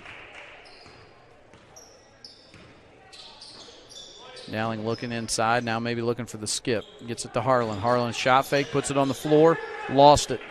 Into the hands of Silas Spalding. Eastern Hancock now on the attack. O'Neal from way out, and he buried it. 3 feet off the line, there's not much you can do there. The closeout was there. You don't really tell your guys to close out 3 feet off the line, but this is a team that can hit them. One more. I think that Weitzel was open on that skip, trying to find nice fake to the inside and just missed it. Yeah, great cut by Joel there on the curl around. Jesus with a good look there. Eastern Hancock slowly fought their way back into this and has a chance to tie or take the lead. Pass inside to O'Neal. Now here's a jumper on the way, and he ties it. Tied at 27, that's Cyrus Burton, the 6'2 junior. We're almost at halftime here, almost a minute to go. It's been a battle. Everything that Eastern Hancock didn't have going for them in the first, we got to be better with the ball there. Got to be sharper with the ball. That's a travel. We've got to be sharper with the ball. Now we've got Dowling on the other end. Tied up. Got it. And one. A lot going on there. Didn't get the whole phrase out, but here's what I'll say. Everything Eastern Hancock couldn't get going there in the first quarter, they've got rolling in the second now. They're hitting threes 3 feet off the line, but again, rebounding is the key. And I think we've made a few errors on our own here, just mishandling and being casual with the basketball. We got to be more, concentrated, and every possession has to mean something. And here's Dowling trying to give us a 1-point lead, and he does. 30-29 now. Under a minute to go.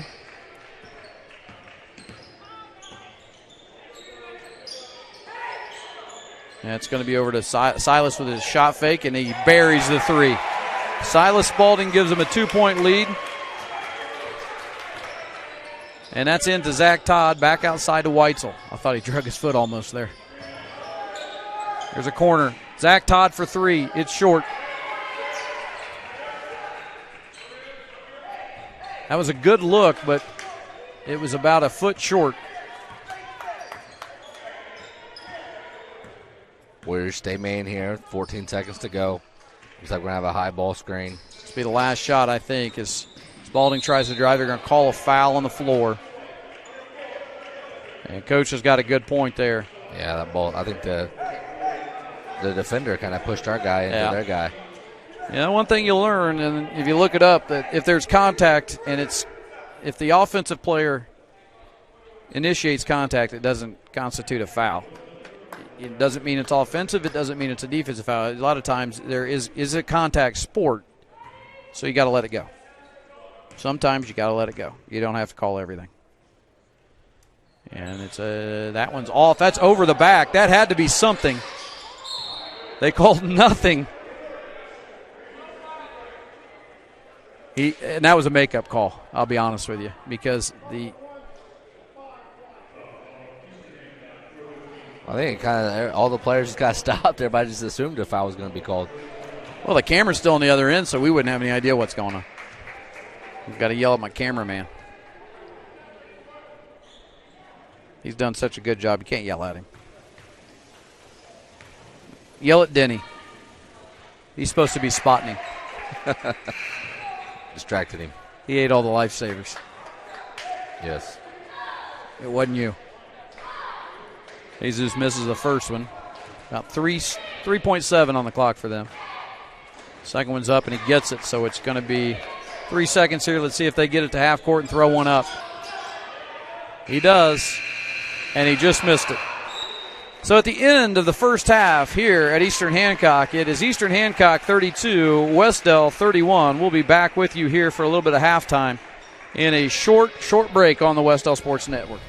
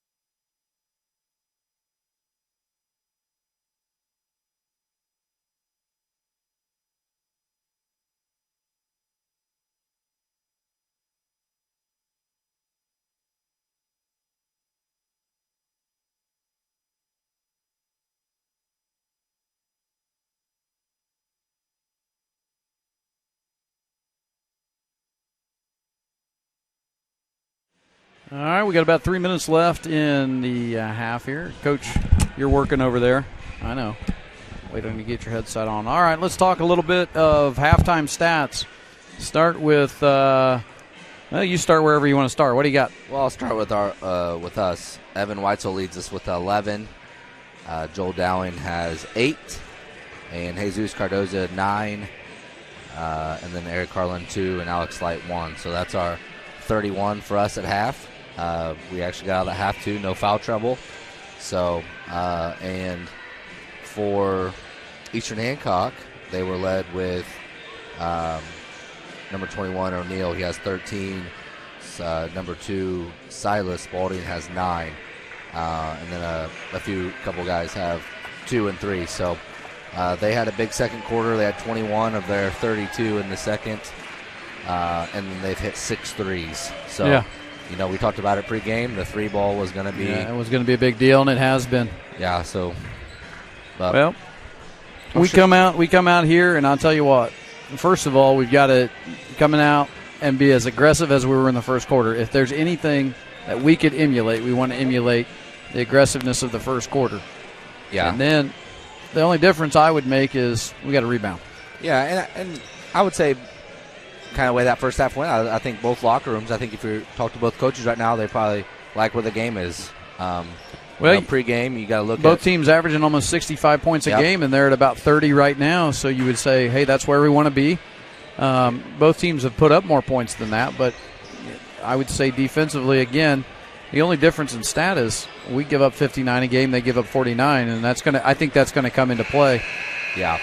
I don't know. Do we have any foul trouble? I mean, not to cut you off. Does anybody? I don't think there's foul trouble either way. No, they the one Spalding, I'm not sure which one it is, has 2. He picked up his second there. They actually, I'm sorry, number looks like Rainbolt, I guess is how you pronounce it. He has 3. Oh, okay. So that's the only foul trouble that they have. And for us, I'd like Cox. to. Yeah, Mason has 2. But at this point, Yep. Neither one of them were fouls. I said that in the first half. They weren't. So as we come out here, about 25 seconds left before we get started in the second half, if you're a Warrior fan, you're just looking for us to come out with the aggressiveness that we had in the first quarter and really in the first half and keep things going. Limit the self-inflicted mistakes, the self-made turnovers that we have when we're a little careless with the basketball. We're known to do that sometimes. And then I think defensively, if we can just maintain what we're doing and keep the ball in front of us and then rebound. Offensive rebounds have been really good. I would say I agree with you on that. Yeah. As we get started, we want to remind you, tonight's game sponsor is the American Pest Professionals. I tell you this, whenever Mr. Denny comes around my house, I call American Pest Professionals and they get rid of him. And here it is right now. Jesus has it in the corner. Looking for Zach. We want to get Zach Todd going. And they're going to get him for a travel. Coach is really working to try to get the bump, to try to get him a foul out of that and get it going. But we're just not getting that right now. Here is Spalding with it over to his brother Silas. And they're going to call that out of bounds and keep it here. Looks like we're going to stick to our man-to-man here, switching.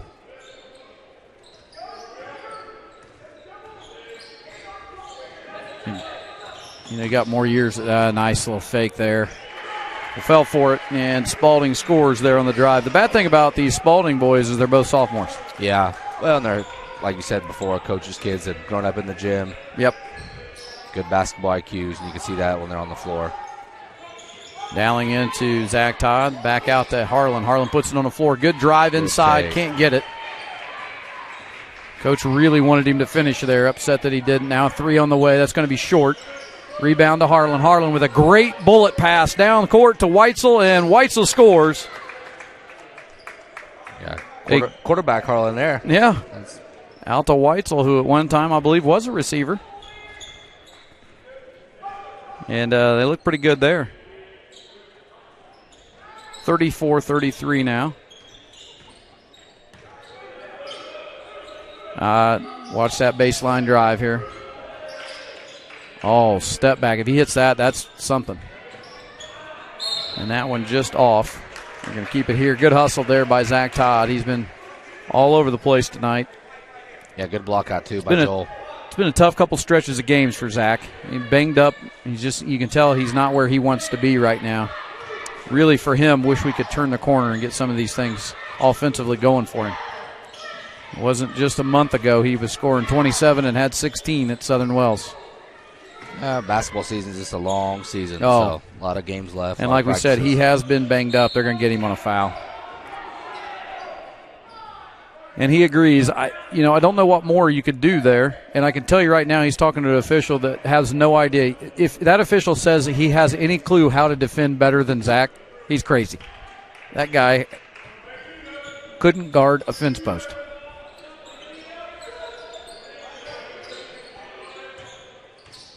There's a handoff now. O'Neal, shot fake, puts it on the floor, drive. Nice defense by Jesus. Here comes Zach. Get a foul. What are we going to call here? Anything? And out of bounds. Out of bounds off of Zach. So it's 34-33. And here we go. Neither team really getting a rhythm going here early. Oh, my, that's way back there. If they're hitting shots like that and you're coaching, you say, hey, they were meant to beat us tonight if they're going to hit threes from 5 feet off the line. So they're getting Jesus on a foul there.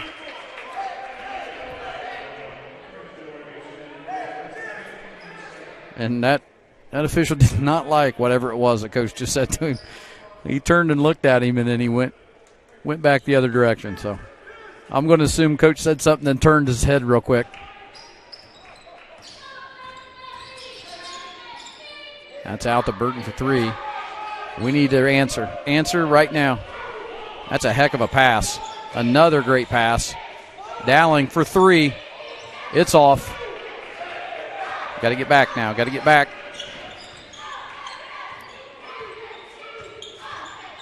That's a travel.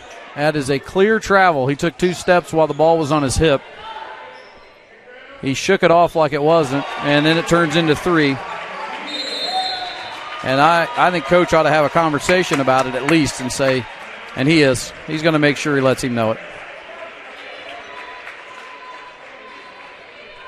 And was that our timeout? I believe so, yes. And I think that is a 30. Yeah. So we'll stay here with you. Coach is going to talk to the official on that one and let the assistant coaches talk to the guys real quick. And Coach is going to try to get their mindset back in here. It's threes. They hit 2 more, so that's 8 on the game. Yes. Or maybe 3 more. I don't know in this quarter. So they're either 8 or 9, so.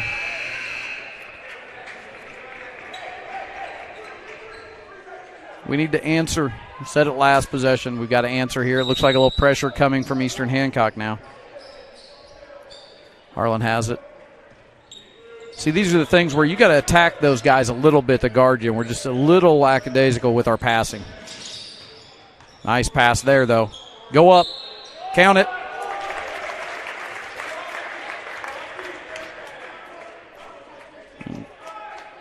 It's going to be Joel Dowling, I think, with the and one. I hope he called it. Yeah, he did. And great pass by Jesus there. Draw the defender up. Nice bounce pass. Well, just when I was saying we were being a little lax with our passing, we make a great pass. Yes, yeah. So maybe I just need to do that more. I don't know what I need to do. Back to 4 now. I'll tell you what we want. We got to guard these guys out by the volleyball line. Yeah, you don't want shooters to get rhythm and get confidence, so that's the one thing we got to. Which pulls you out. The other thing they can do is put it on the floor and drive past you. So they are, as Coach said, a tough guard because they can shoot it from 30 feet, and then they can also drive right past you if you get up in them. There's Evan with that patented behind the back tip there. Comes down with it.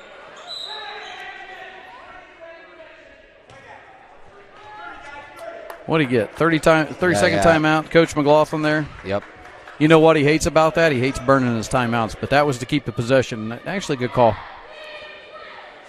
So we'll stay with you. It's down to 3 timeouts for Coach. That's one of the first times he's ever been that far down this early in the game. Any updates on the weather? Snowing. It's still snowing. We wouldn't know. We haven't seen it. We haven't seen a flake yet inside. That's true. The gym. 84 and sunny in here. We got everybody at home telling us it's snowing.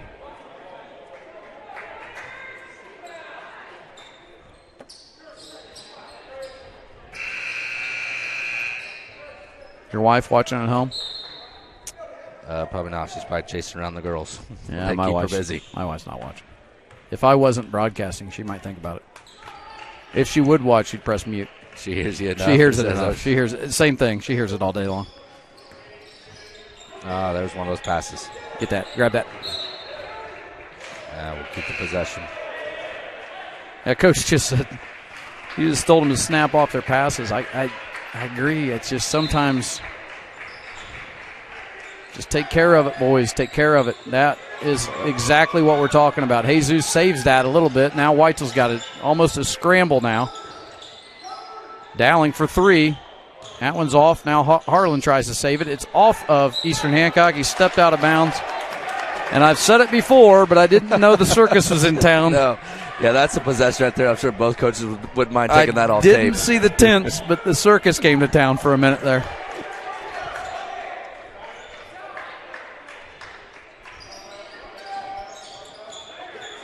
Oh, here we go again. What do we got? What do we got now? Looks like we're going to have a foul way before.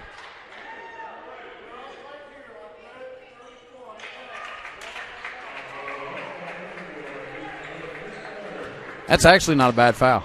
No, it's a smart foul. It stopped the breakaway. Although it gives him 3, but yeah, saved us 2 points. People don't realize if you're at home, a foul is actually, it's a part of the game. It's statable.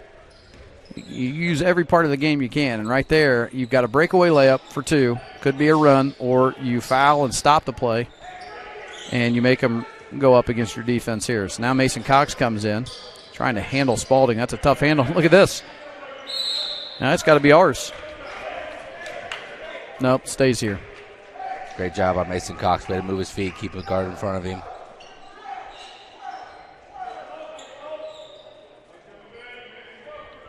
Got to watch these inbounds plays. There's always a slip coming. Right there it is. And good defense there by Weitzel to make him miss. That slip screen is always the one you got to watch for. Weitzel getting past it. They're going to get Mason Cox again.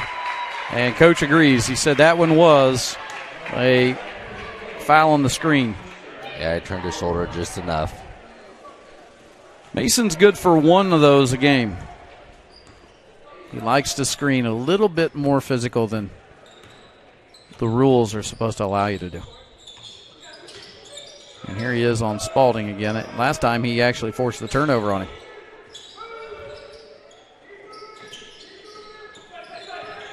Coach Spalding is asking them to continue to move. Spalding to Spalding for 3. That's in and out, and Zach Todd with the rebound. Good block out by Mason Cox right there to clear out the way for Zach to get the rebound. Feels like we've kind of gotten away from things, but folks, we're only out of this by 4. There's a skip pass to Harlan. Thought about it. Puts it on the floor. Now a little jumper, and it's good. Eric Harlan, little dribble drive into a short little jumper, gives us a 40-38 cutting into that lead. Well, we've done a good job here of disrupting their momentum a little bit because they started the quarter hot. Yeah. And then a couple timeouts. And speaking of that, get out of there. Get that rebound. There we go. Harlan has got it again, gets him off his feet. Nice up and under, and it's tied. Hollywood Harlan gets it to 40-40. Yeah, he's at his best when he can get going in transition. When he gets a rebound or can get going. Yeah. And you know what? In football, he's at his best when sometimes it's a broken play and he just has to create. Good defense. Silas Spalding inside there. Yeah, again, great defense there by Weitzel. Baseline there, gave it up. Miller scores that one on the baseline. Gets it just to roll in there.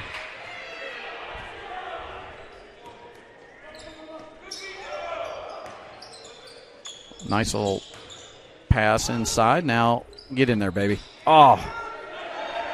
Thought Zach was going to get going there for a minute. That one just misses. 42-40. Get on the floor. Get on the floor. There's Mason. Back into Spalding's hands. Now O'Neal has it. Dowling locking him down. Inside. Great take. Great defense. Yes, good job by Harlan in transition. Dumps it off to Mason Cox. Mason can't quite get that one to go.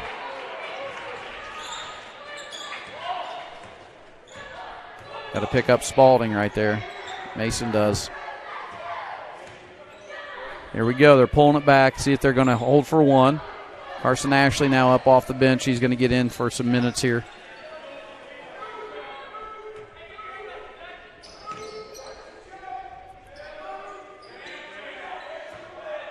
Looks like they're going to hold for the last one. This is a big stop if we get one.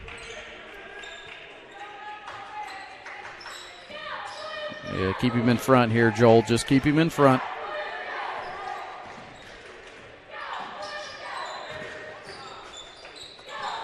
Hand up.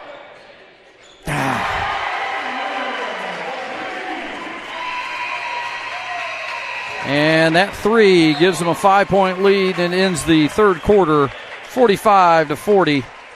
Eastern Hancock. We're going to take a short audio break and be back with you on the Wes-Del Sports Network.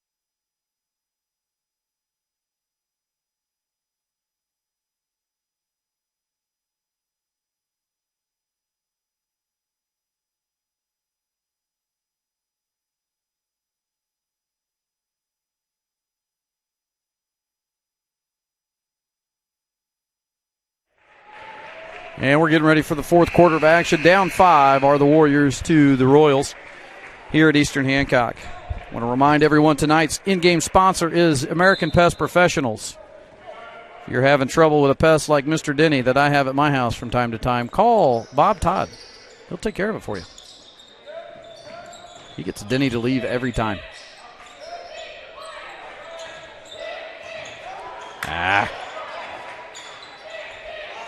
Ashley with the skip there. Now it's up to Light. We saved that possession there. Be patient. Find the right one here. Nice pass by Carson Ashley. Inside, Zach Todd scores. The Todd father for 2, assists to Ashley there. And you've got, right now on the floor, you've got Light, Ashley, Todd, Cox, and Harlan.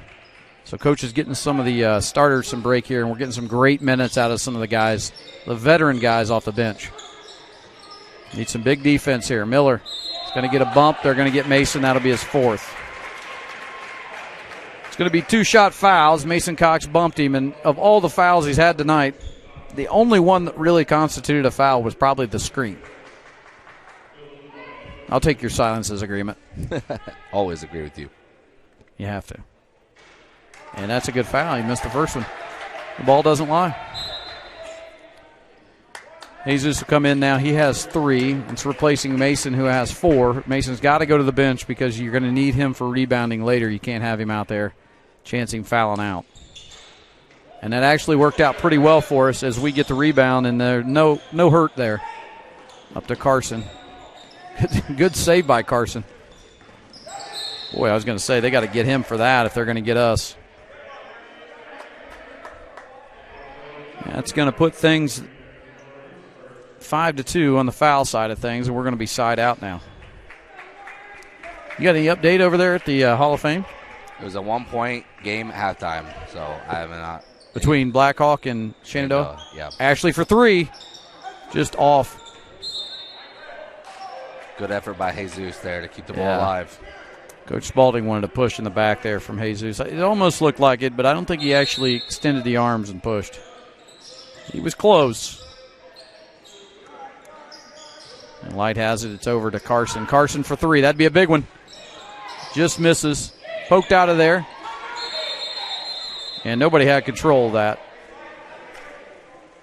And it's going to be Eastern Hancock's basketball. I was going to say you couldn't give them the timeout because nobody had control of it technically.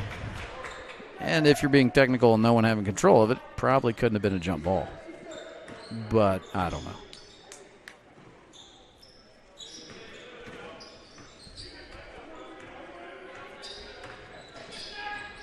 You fall asleep on me? No, just kind of watching here. Miller with the jumper extends it to 5. Second half, we can't get into that 3-point, at least that 3-point lead. It's either 5 or it's 3. There's a nice screen inside by Alex Light. Great defense there and a great shot there by Zach Todd. That's what we like to see. Yeah, especially against their zone now, being able to get some of that attacking in the middle there. Now it just comes down to a couple stops, and that's not going to work. That's O'Neal driving around Light and lays it in, and it's back up to a 5-point ball game. 49-44. Sorry, Coach. No, the one thing that I was just going to point out, too, that people at home might be noticing is that you don't see a lot of screens with Eastern Hancock. Another take there, strong, going to go to. Yeah, White, I would say this about White. He is a physical kid when he's in there. Probably plays football. Looks like a football kid. But as I was saying, you don't see a lot of screens. They don't bring that defender to the ball. It's a lot of spread. They're just trying to spread you out. Yeah, on Eastern Hancock, yeah. They're just looking. So they have so many weapons. They can beat you on the dribble, but they can also bury the shot. So, yeah, you can't help off because they're all shooters. So just for the folks at home, you got Weitzel coming back in for Light, and you have Dowling who replaced Ashley. Great minutes from the bench there by Light and Ashley. But for the folks at home, what we're talking about there is when Eastern Hancock has it, they're basically all guard-oriented, and every one of them can shoot. So you either have to guard the drive, which they can beat you on the dribble, and if you help off of your guy to help your teammate on the drive, you then leave your man, and they kick it to that person, and they hit a 3. So you have to find out what you're going to give up. Are you going to give up the 3? And really, Coach is one of those guys that says, we'll take the higher percentage shot closer to the basket away. See, there they are on the drive again. And we'll give up the 3. And typically, if a team beats you from the 3-point line, they just beat you because that's just the way it goes. There's a drive inside. Closer to the basket, higher percentage. But for this team, they shoot well from 3, too. So they are a tough team to defend. Basically, that's what I'm getting at. That one just short, and it's off. And so we turn it over back to them. Down 5. We don't want to see this get any further than 5. No, we got to get some stops here. And we got to look to try to see if we can get it run out or some transition buckets. There's a 3. That's short. Now we go. Yeah, look to push here. Todd's got it.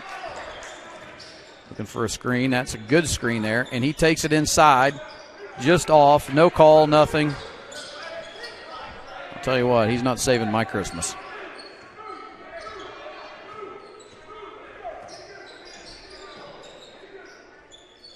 Ernest is not saving my Christmas. If he'd call a foul or 2, I'd take it.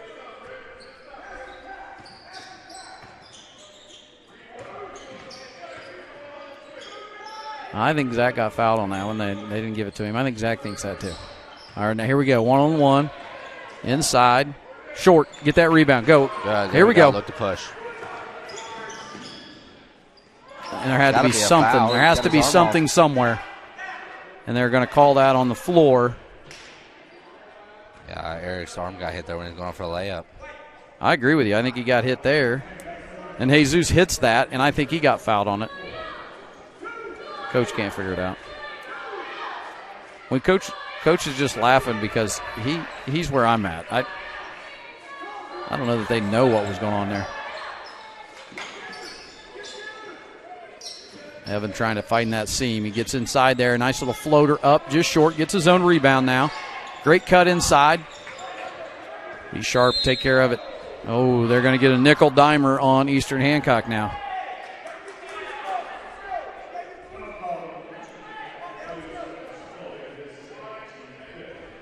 (51-46), 3:42 to go in the game. Weitzel back to Harlan now.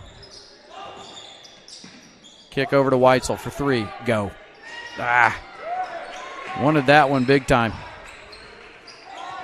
Evan trying to put a little full court on. Now Spalding, quick pop. It's long. Jesus with a big rebound. Jesus looking to see if he's got a lane to drive. Out to Harlan. Harlan for 3. Long, just off. Rebound to Eastern Hancock now. I'd like to see us go inside a little bit. Try to get inside before we just settle for the 3. Yeah, and these are the points in the game, too, where look to the officials to give you some of those fouls going to the bucket. There's a great steal. We need this right here. Wes-Del with the steal and the 2, and that cuts it to a 3-point ball game. Great job by the microwave. If he heats up, that's good for us.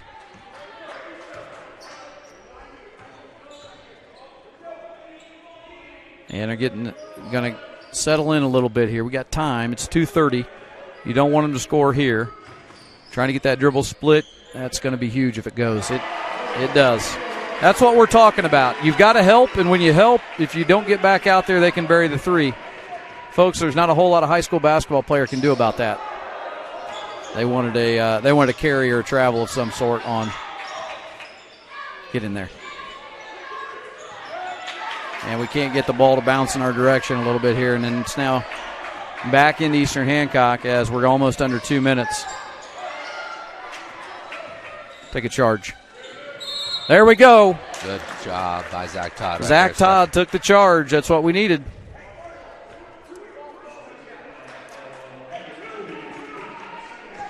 .152 to go here on the main clock.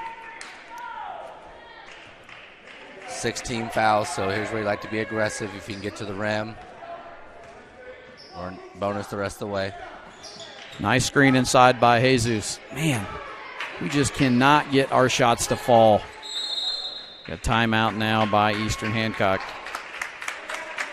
See if it's a full. If it's a full, it is. We'll take a short break here on the Wes-Del Sports Network.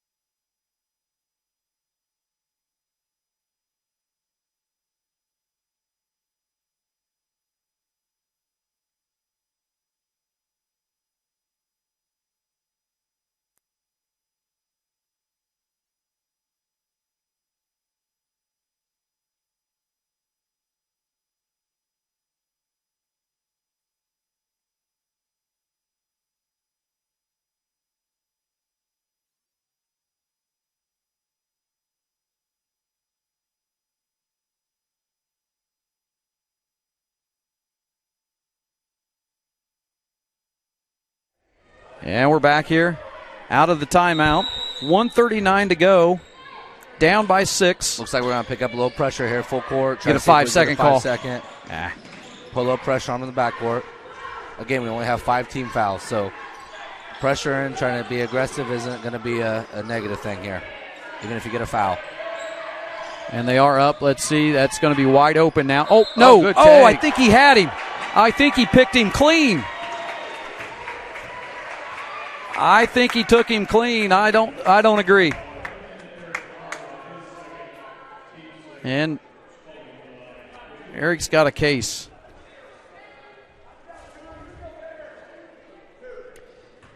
Anyway, it's going to be 2 shots, and that's what I hate about it because Spalding's probably a good free throw shooter. First one's up and good. Judging by that, yeah, I'd say yes. I just think that was a clean steal right there on that. Great defensive play.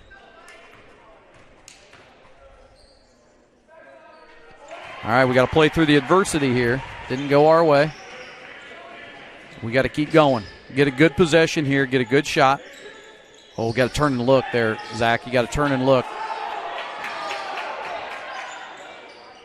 Dowling puts it on the floor. Back out to Jesus. Jesus, settle down. We got time.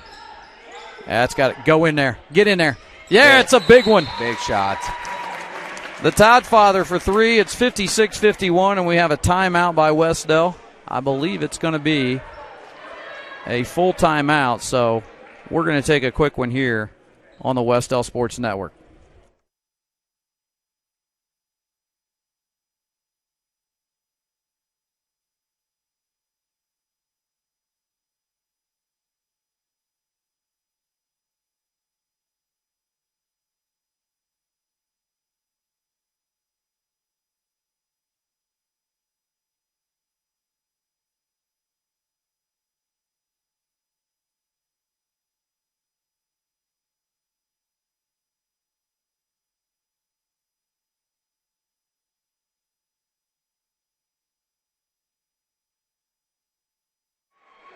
And we're back here.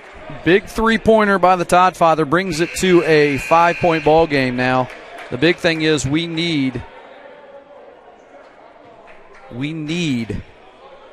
a stop. Big time. You're right. We do.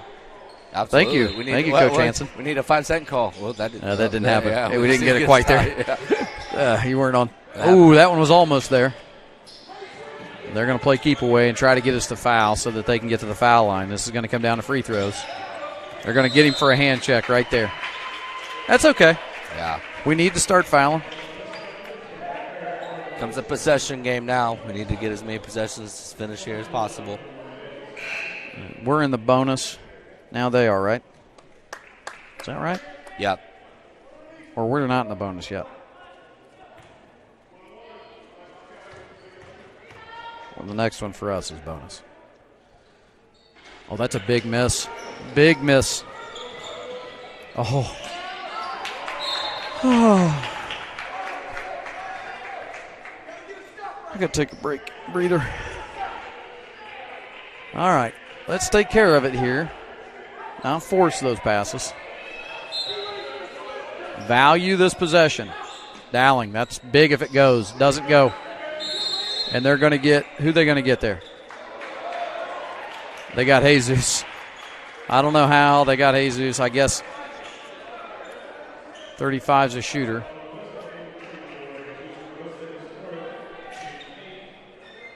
So that's the 8th foul on the Warriors. Puts,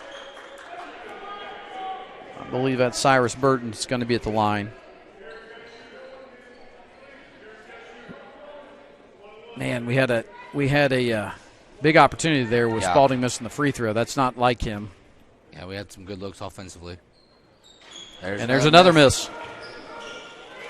We've got to go to the basket. We've got to get going to the basket. That's a great take. Jump ball, stay here. Stay here. All right. Oh, that was a great look that time. Could not get it to go in. Coach Spalding, his tie is, he looks like he just fought a bear. His tie is so far undone. Grab it. There we go. Come on, get a good look. Oh.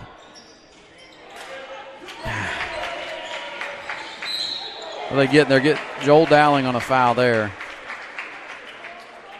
And I don't think this guy believes. I think he blew his whistle, but I don't think he believes it either. Okay, so folks at home, let's be honest here. We've had two great chances. They've missed free throws. They've missed the front end of one-on-one, both of the last possessions, and we were unable to convert, and that hurts. That's a big part of this. I don't think they're going to miss these. Nope. If you could take those two possessions back, you would, I mean, you'd be right in it. Yeah, well, you're looking at a one-possession ball game. And he gets two there. It's going to be a timeout now. I think it's a full timeout by Coach McLaughlin. And I guarantee you that's something Coach McLaughlin would like to say is if we're going to stay with you through this full timeout. If we could take it back, nothing better than that. If you're Coach Spalding, you're upset the fact that two of your better free throw shooters go to the line and they miss the front end to give the other team the opportunity. Thankfully, if you're Eastern Hancock, Wes-Del wasn't able to convert on it. We had some good looks. Weitzel had a great look going to the basket.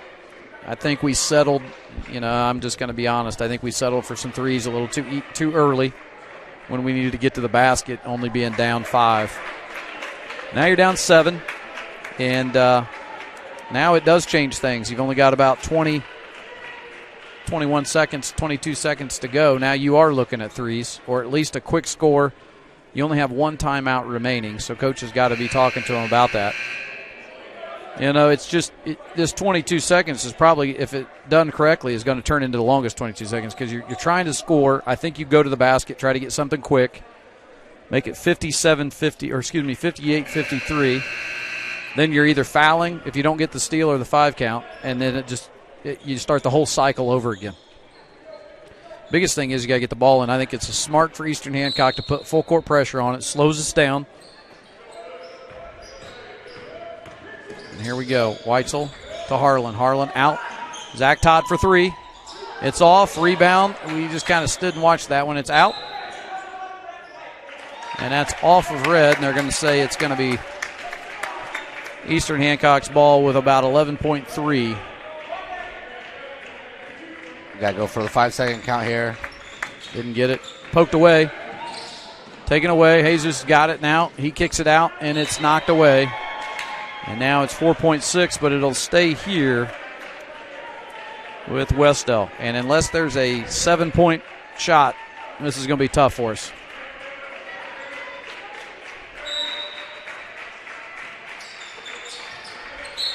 They're going to get a foul called. That's going to put Weitzel on the line. That's not what you want to do if you're Eastern Hancock.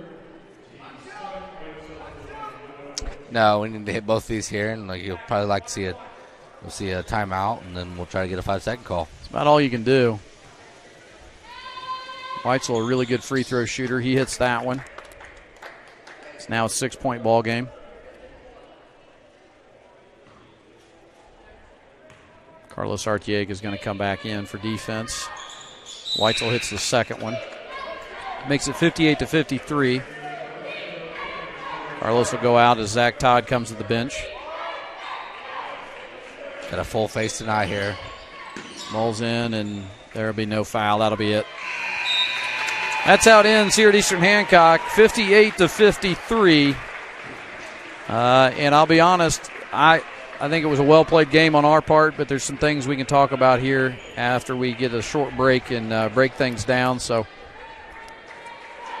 stay with us. We'll have the Star Financial post-game report. We may have Coach up here. We'll see if he comes back up. We'll have stats and some other things and button up everything and hopefully get on the road before the snow gets too bad. But we'll be back with you here shortly on the Wes-Del Sports Network.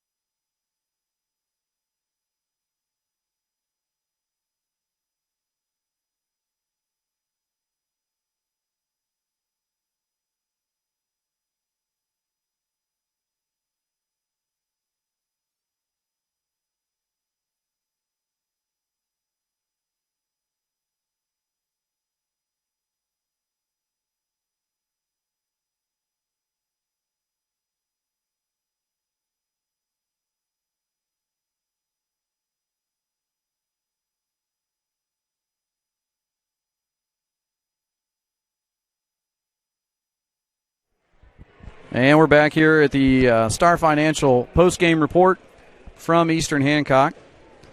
Was not our night either way, JV losing and the varsity losing. I will say this, as Eastern Hancock pulls to 7-0 and we fall to 4-5, I was not unhappy with the game we played.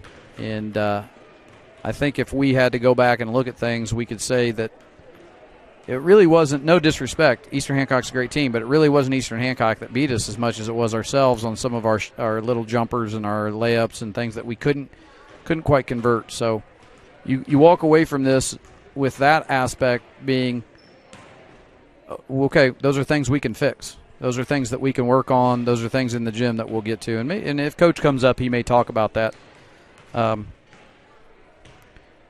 But you've got some stats over there, so go ahead and lead us in that. Well, just some quick ones here. We talked about it pregame. Just some of the ones we talked about is some early stats. It looks like Eastern Hancock was 10 of 22 from the three-point line. So that's 30 points right off the top there, close to just a shade above 40%. And that's not helpful at all. No. For us, leaders tonight offensively, Evan Weitzel had 17 points and 7 rebounds, 6 for 13 from the field, followed by Joel Dowling, who had 11 points, 4 for 10 from the field. Zach Todd had 9, Jesus Cardoza 9, Eric Harlan 6 and 8 rebounds, and Alex Light had 1. So that's kind of the way it was tonight. 3-point line seemed to be, we hit 1, 2. So, I'm over here trying to work with this ramshackle crew I've got here that can't give me the right things. That's the same crew. The same crew that brought the video to you. They're not good on audio. I need the headphones in case he comes up too. Trying to get stuff set up in case Coach or one of the coaches comes up for us. So that's the same crew that we're with 24/7. And that's why we treat each other the way we do. So basically, how many times are we going to have these post games where we talk about how well somebody shoots against us? I mean, Monroe Central shot the ball well against us. Wapahani shot the ball well against us. So it's those games that and the other thing is this: if you're going to get beat, we talked about it earlier. If you're going to get beat by a team that shoots from the outside, and that's the way they beat you. Defensively, I think we played a pretty good game, to be honest with you. I didn't think we had anything too terribly bad about it. No, I think our first possession defense was pretty good tonight. Obviously seeing the game plan, it was pretty much a full game of man switching tonight. We didn't see any fury. We didn't see any fury, no. Which against a good shooting team, it's hard to sometimes go to those other defenses. But for the most part, like you said, we did a good job keeping the ball in front of us. Yeah. But like you said, when you're a team that likes to shoot a bunch of threes, that's what you're going to do. Some nights you're going to hit some. And we had some guys that, as you read off some of the points and different things, we had some guys that didn't have the game they wanted to have tonight.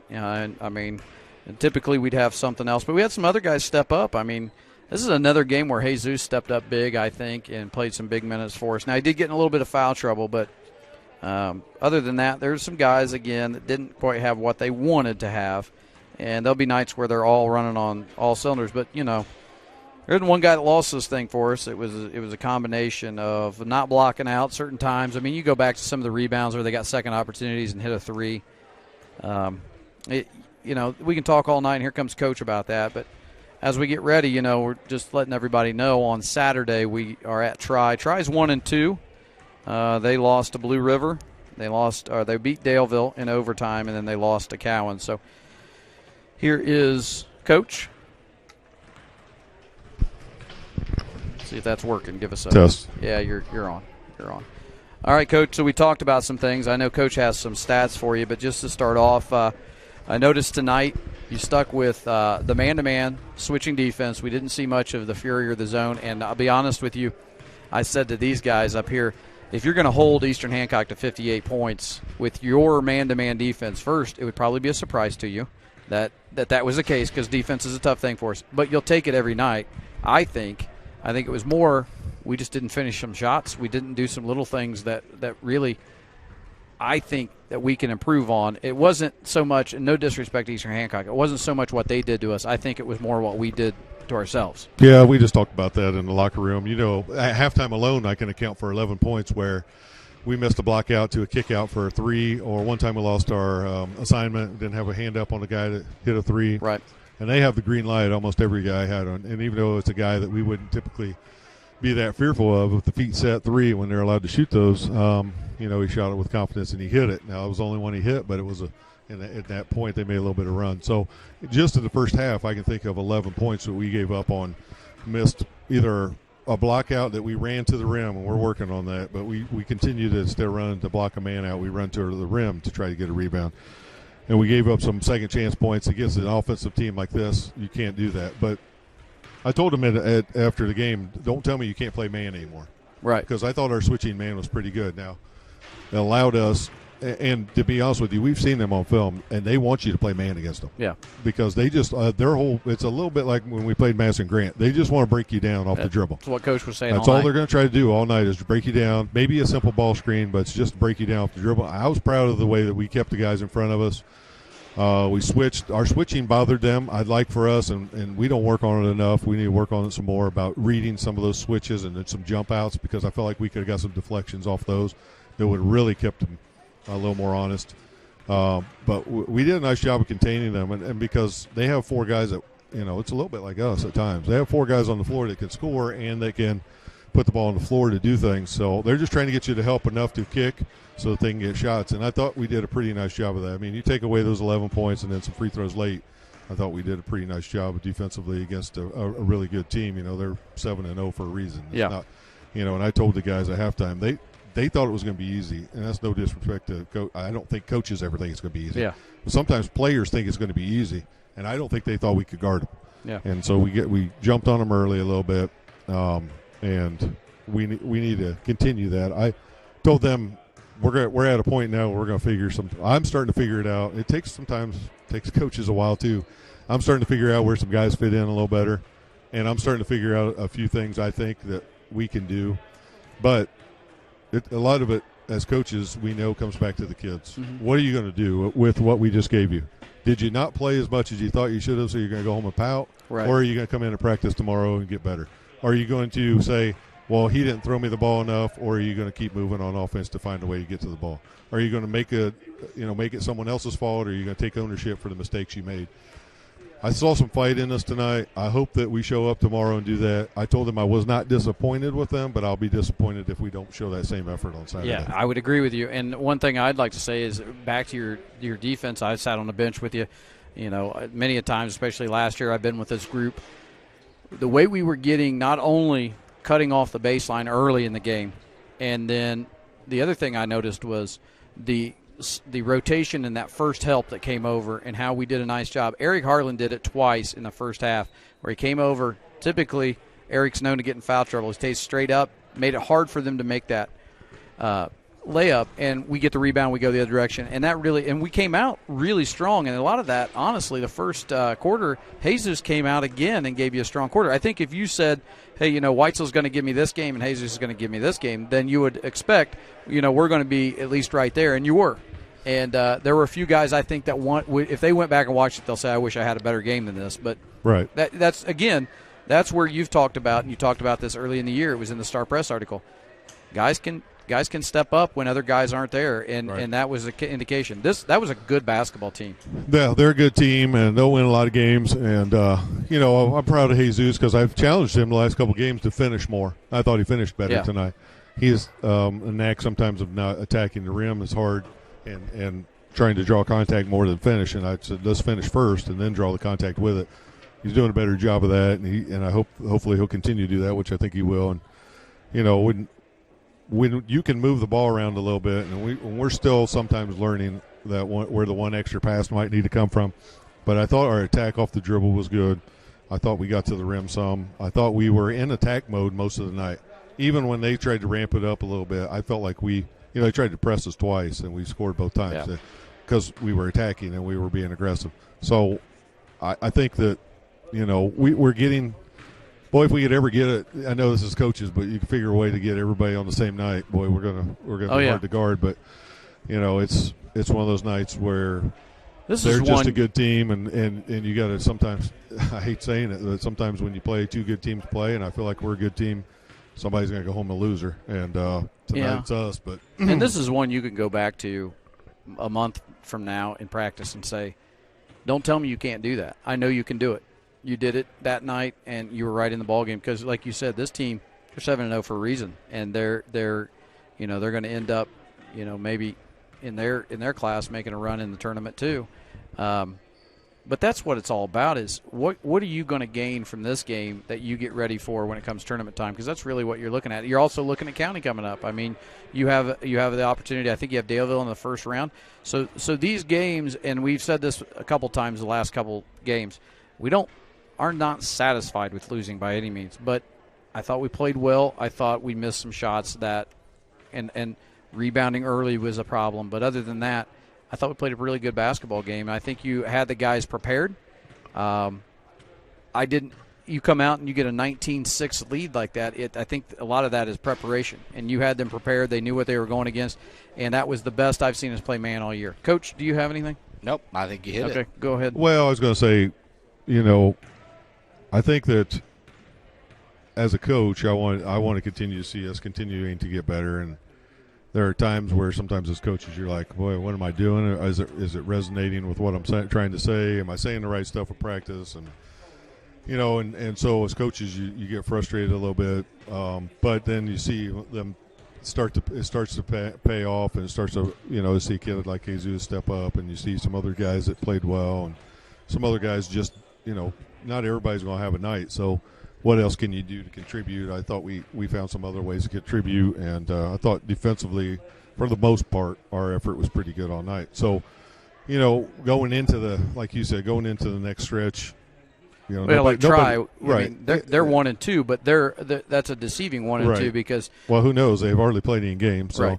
It's hard to say, and we got to go there, and so it's every game brings its own challenges, and so I hope that as players we'll continue to get better. I know as coaches we'll continue to keep coaching them up and keep going. I don't know if I get sappy in my old age here, but watching some of our guys interact with some of their guys when we just didn't even know if we were going to have a season, and watching them help each other up, and watching them kind of talk. I mean, I know Coach Spalding's boys and some of our guys were talking, and not bad. I mean, just like patting each other on the shoulder, and hey, that was a good shot or something. So, I think watching our guys get the opportunity to compete, like you said, some teams have only played 3-4 games. We've had opportunity to play 9 so far, and I hope that like I've always told you, all I want to do is put a team out there that Wes-Del can be proud of, that kids that they can be proud of, and try to make these guys understand what hard work pays off, and that things don't go your way in life. Sometimes we got to keep going that direction. So I'm hoping that that gets through. I really like these guys, and they're fun to be around. So it's a good product. It hurts me when they don't win because I want them to win for that reason. But I think I know them well enough to know they'll keep competing. And it's a good product we're putting on the floor. I like the way, we're coming off a break and we played really well. I'm excited to see what we can do Saturday night. It's going to be a tough one on the road. And we talked a little bit about this already. They changed to red in their county, so only parents are going to be able to. So Wes-Del Sports Network will be there. We've already talked to them. They've got it set up, ready to go. So we'll be on, and we want to make sure everybody's on to watch for that one. But, Coach, any final thoughts before you sign off tonight? I know my wife was really concerned. I see you guys got your drinks here. Yes. She texted me during the JV game. Like, I don't have enough other stuff to worry about during the game to make sure you guys got your drinks. Yeah, she appreciates it. And I'm sure she probably wanted to make sure you guys got a hot dog because they're pretty good here. So. Yeah, that's what we heard. We didn't partake. No, just appreciate you guys being here. I hope that everybody has a safe New Year. We'll see you back on the 2nd, and like I said, we're going to keep battling. The kids will keep battling, and we'll keep giving you what we can and fighting, and hopefully making Wes-Del community proud. All right. Well, we appreciate your time, Coach, and we appreciate the ball game tonight. Didn't go our way. That was Coach McLaughlin, but it was a very respectable game against 7-0 Eastern Hancock Royals. Here at Eastern Hancock, tough place to play. 58-53 is the final. It's the Star Financial postgame as we wrap it up. Once again, I want to thank our in-game sponsor tonight, which was American Pest Professionals. As I said before, if you've got one of those nasty pests at your house, or several of them, I know mine's always Mr. Denny.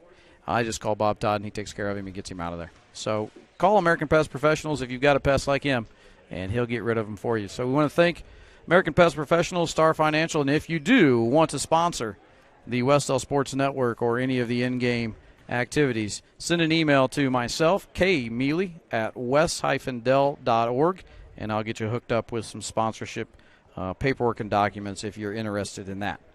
Other than that, Coach Hansen, see you Saturday. We will see you Saturday from Eastern Hancock. I am the Soup with Coach Hansen. We'll see you Saturday from Tri High School.